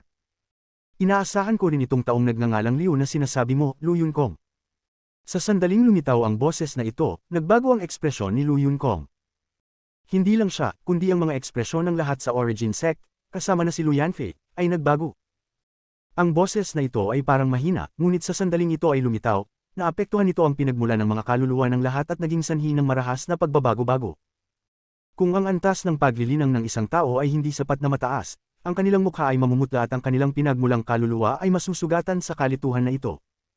Si Liu Yingjia lang ang nanatiling normal, ngunit may bakas ng pagtataka sa kanyang mga mata. Lumingon siya at magalang na hinawakan ang kanyang kamay. Pagbati, Senior Zhao. Ang espasyo sa likod ni Lu Yingjia ay umikot at umalingaw habang unti-unting lumabas ang isang tao. Ang taong ito ay isang nasa katanghaliang gulang na lalaki, at ang kanyang pinakakapansin-pansing katangian ay ang kanyang malakawit na ilong, manipis na labi, at madilim na mga mata. Ang mga ito ay nagmukhang napakabisyo. Nagbago ang ekspresyon ni Lu Yunkong, at pagkaraan ng mahabang panahon, sinabi niya, pagbati, rank 7 Mountain Sikang Sect Senior Zhao. Itinuro ng mga salita ni Lu Yunkong ang pagkakakilanlan ng taong ito bilang isang babala kay Lu Yanfei at sa iba pa. Bakas sa mukha ni Lu Yanfei ang isang sandali ng Kapitan habang siya at ang iba pang mga cultivator ng Origin Sect ay magalang na binati ang taong ito. Ang hitsura ng taong ito ay agad na nagpalamig sa paligid. Agad namang napaatras ang ilan sa mga nanood, at ang ilan ay dumiretso paalis. Ito ay orihinal na tungkol sa Origin Sect, ngunit ito ay mabilis na nagbago upang maging isang usapin sa pagitan ng Purple Dao Sect, ng Celestial Music Sect, at ng Mountain Sikang Sect. Ang focus ng kanilang paghaharap ay tila ang misteryosong taong nagngangalang Liu na pinalaki ni Lu Yunkong. Ang nasa katanghaliang gulang na lalaki na nagngangalang Zhao ay lumakad sa tabi ni Lu Yingjia at bahagyang tumanggo. Lalong naging magalang si Lu Yingjia. Dahil ang taong ito ay nagsabi na ang taong ito ay maaaring pumatay sa iyo tulad ng pagpiga sa isang langgam, kung gayon dapat mong tanggapin ang hamon na ito. Gusto ko ring makita kung totoo o peke ang misteryosong taong ito na nagngangalang Liu. Dahan-dahan ang sabi ng nasa katanghaliang gulang, at ang boses nito ay kasing pambabae gaya ng dati. Isang ngiti ang ipinakita ni Lu Yingjia at tumango. Dahil yun ang kaso, gusto ko talagang makita kung gaano kalakas ang misteryosong taong ito na nagngangalang Liu. Gayunpaman, kung ang taong ito ay hindi nagpapakita o hindi kasing lakas ng sinasabi ng kapwa Lu, ano ang dapat nating gawin? Senior Zhao, mangyaring bigyan kami ng gabay. Ang nasa katanghaliang gulang na lalaki na nagngangalang Zhao ay tumingin kay Lu Yunkong at malungkot na sinabi, kung ganoon nga, natural na ako ang magiging saksi. Ito ay hindi maliit na bagay. Paano masasabi ang mga walang laman na salita? Nanatiling madilim ang ekspresyon ni Lu Yunkong at hindi siya nagsalita ng matagal. Kahit na ang Mountain Sikang Sect ay hindi ang pinakamalakas sa rank 7 sects, si Senior Zhao ay isang external elder at may magandang relasyon sa Silent Soul Sect. Kung siya ay lumapit, maaari siyang gumawa ng maraming ingay tungkol sa bagay na ito. Kinagat ni Lu Yanfei ang kanyang ibabang labi at nakitang si Lu Yunkong ay nasa isang nakakahiyang sitwasyon. Pagkaraan ng ilang sandali, mahina niyang sinabi, ang bagay na ito ay walang kinalaman sa fellow cultivator Lu. Ito ay usapin ng aking Origin Sect. Bago pa matapos magsalita si Lu Yanfei, nanlamig ang mata ng nasa katanghaliang lalaki na nagngangalang Zhao at tinitigan niya si Lu Yanfei. Ang titig na ito ay parang isang pares ng mga espada na lumipad at damapo sa mga mata ni Lu Yanfei. Naramdaman lamang ni Lu Yanfei ang panginginig ng kanyang katawan, at isang dagindong ang umalingaw sa kanyang pinagmulang kaluluwa. Hindi niya maiwasang umatras ng ilang dosenang talampakan. Namutla ang mukha niya at lumabas ang dugo sa bibig niya. Nanghina ang buong katawan niya. Ang batang babae na tulad mo ay hindi kwalipikadong magsalita dito. Agad na tumahimik ang paligid. Ang mga tao ng Origin Sect ay nagalit lahat, ngunit wala ni isa sa kanila ang nang-ahas na magsalita. Maaari lamang nilang lunukan ng kahihiyang ito at hayaang mapuno ng pait ang kanilang mga katawan. Pagkatapos ng mahabang panahon na pagninilay-nilay, tumingin si Lu Yunkong kay Zhao Long at sinabing, kung hindi dumating si kapatid na Liu o hindi niya kayang patayin si Lu Yingjie tulad ng pagdurog ng langgam, natural na bibigyan ko ng paliwanag si Senior Zhao. Nagpakita si Zhao Long ng isang malungkot na ngiti at nagpakawala ng isang marahas na tawa habang siya ay tumalikod para umalis. Sa tabi niya, itinuon ni Lu Yingjie ang isang humihingi ng tawad na tingin kay Lu Yanfei ngunit hindi man lang tumingin kay Lu Yunkong habang tumalikod siya para umalis kasama si Zhao Long. Ang lugar na kanilang kinaroroonan ay isang patak lamang sa balde kumpara sa plataporma kung saan ginanap ang kompetisyon. Sa sandaling ito, isang sinag ng puting liwanag ang sumara sa iba't ibang plataporma kung saan ginaganap ang kompetisyon. Ang puting liwanag na ito ay tumawid sa kalangitan at lumikha ng sunod-sunod na dumadagandong na dagandong. Bago pa ito makalapit ay nakuha na nito ang atensyon ng mga nakapaligid na cultivator. Ang aura ng isang Nirvana Shatterer cultivator ay kumalat mula sa puting liwanag. Ilang anino ang lumipad palabas mula sa Everlasting Sect upang salubungin ito. Pagkasara ng puting ilaw, bumagal ito. Pinayagan nito ang lahat ng mga cultivator na tumingin sa ibabaw upang makita na ito ay isang babae sa loob. Nakita rin nila ang asul na buhok na pag-aari lamang ng isang tao sa Cloud Sea. Li Qianmei. Rank siyam na Heaven-breaking sect. Biglang nagkaroon ng kaguluhan ng makilala ng halos 100,000 cultivator dito ang pagkakakilanlan ng babaeng may asul na buhok. Ito pala ay si Li Qianmei ng Heaven-breaking sect. Hindi ko akalain na ang kompetisyon ng Everlasting Sect ay maaakit siya na dumalo. Sinasabi ng mga alingaw na nakikipaglaban siya sa Beast Tide sa Demon Sect. Hindi inaasahan na umalis siya at pumunta rito. Ang sabi-sabi ay sa panahon ng labanan-laban sa Beast Tide, walang kasamang cultivator ang pinahihintulutang umalis. Paano nakuha ni Li Qianmei ang pahintulot ng Demon Sect na umalis? Ang mga tunog ng mga talakayan ay kumalat sa platform na may hitsura ni Li Qianmei. Kahit na ang labanan ng rank 4 na sekta ay hindi na makaakit ng atensyon ng sinuman. Natural na nakita din ni Lu Yingjie si Li Qianmei sa itaas ng langit, at nagliwanag ang kanyang mga mata. Kilala niya si Li Qianmei. Minsang tinanong niya siya ng 3 tanong. Maging si Zhao Long sa tabi ni Lu Yingjie ay naging seryoso ng tumangala siya. Iginagalang niya si Li Qianmei, na nagmula sa rank 9 na Heaven-breaking sect. Kung ito man ay ang kanyang cultivation level o sekta, pareho silang mga bagay na hindi niya maihahambing. Ang namamahala sa kompetisyon ngayon ay isang matandang lalaki na nagngangalang Feng Hai. May 6 pang elder ng Everlasting Sect na kasama niya. Matapos maramdaman si Li Qianmei, agad siyang lumipad palabas kasama ang mga elder kasama ang ilang dosenang mga disipulo. Pagkatapos nila, lumipad din ang daang taong responsable sa kaganapan. Binati ng malaking grupo ng mga tao ang pagdating ni Li Qianmei. Isang dakilang karangalan ng ating walang hanggang sekta para sa kapwa cultivator na si Lu na dumating. Ang pangalan ko ay Feng Hai. Ngumiti si Feng Hai, at napakasigla niya habang nakakuyom ang kanyang mga kamay. Nakangiti din ang 6 na matatanda sa likuran niya at pinagsalikop ang kanilang mga kamay bilang paggalang.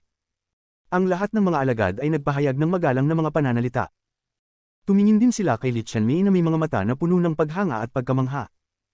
Bukod sa mga taong ito, higit sa 10 sinag ng liwanag ang lumilipad mula sa malayong bahagi ng planeta. Ito ay isa pang pangunahing grupo ng Everlasting Sect, na nagpapakita kung gaano nila pinahahalagahan si Li Qianmei. Naniniwala ako na si fellow cultivator Li ay kagagaling lang sa Beast Tide. Mangyaring sumama sa akin sa isang lugar na inihanda ng Everlasting Sect para makapagpahinga ka. Sa palagay ko ay nalaman din ng Sect Master ang iyong pagdating. Malaking karangalan para sa amin na ang ka-cultivator ay handang pumunta. Ikinulong ni Feng Hai ang kanyang mga kamay habang umaalingaw ang kanyang pagtawa. Kahit na si Li Qianmei ay naging focus ng lahat, siya ay kalmado pa rin. Hindi siya padalos-dalos na inilatag ang kanyang divine sense para hanapin ang kanyang sarili, ngunit tumingin sa lahat bago ang kanyang tingin ay bumagsak kay Feng Hai. Mahina niyang sinabi, hindi apurahan ang pahinga. Fellow cultivator Feng, dumating ba ang rank 5 Origin Sect sa kompetisyong ito? Origin Sect. Nagulat si Feng Hai. Agad na lumipad ang isang alagad at nagsalita sa kanyang tainga. Dumating na talaga ang Origin Sect na ito. Matapos marinig ito ni Feng Hai, ngumiti siya, ngunit lumitaw ang pag-aalinlangan sa kanyang puso. May kaugnayan kaya ang maliit na origin sect kay Li Qianmei? Pinigilan ni Li Qianmei ang kanyang emosyon bago nagtanong, nasaan sila? Lalong lumakas ang pagdududa ni Feng Hai, ngunit hindi niya ito ipinakita ni isa man. Napatingin siya sa alagad sa likuran niya na kumausap sa kanya kanina. Siya ay isang kabataan, at mabilis niyang sinabi, sa hilagang plataporma, sa gilid. Nang dumating ang kanyang mga salita sa puntong ito, ang banal na pakiramdam ni Li Qianmei ay kumalat at bamalot sa buong hilagang bahagi. Nahanap niya kaagad ang mga tao ng origin sect. Kung ikukumpara sa buong plataporma, ang lugar na iyon ay talagang hindi gaanong mahalaga. Gayunpaman, sa sandaling natagpuan ni Li Qianmei ang origin sect, lumipad siya na parang kidlat.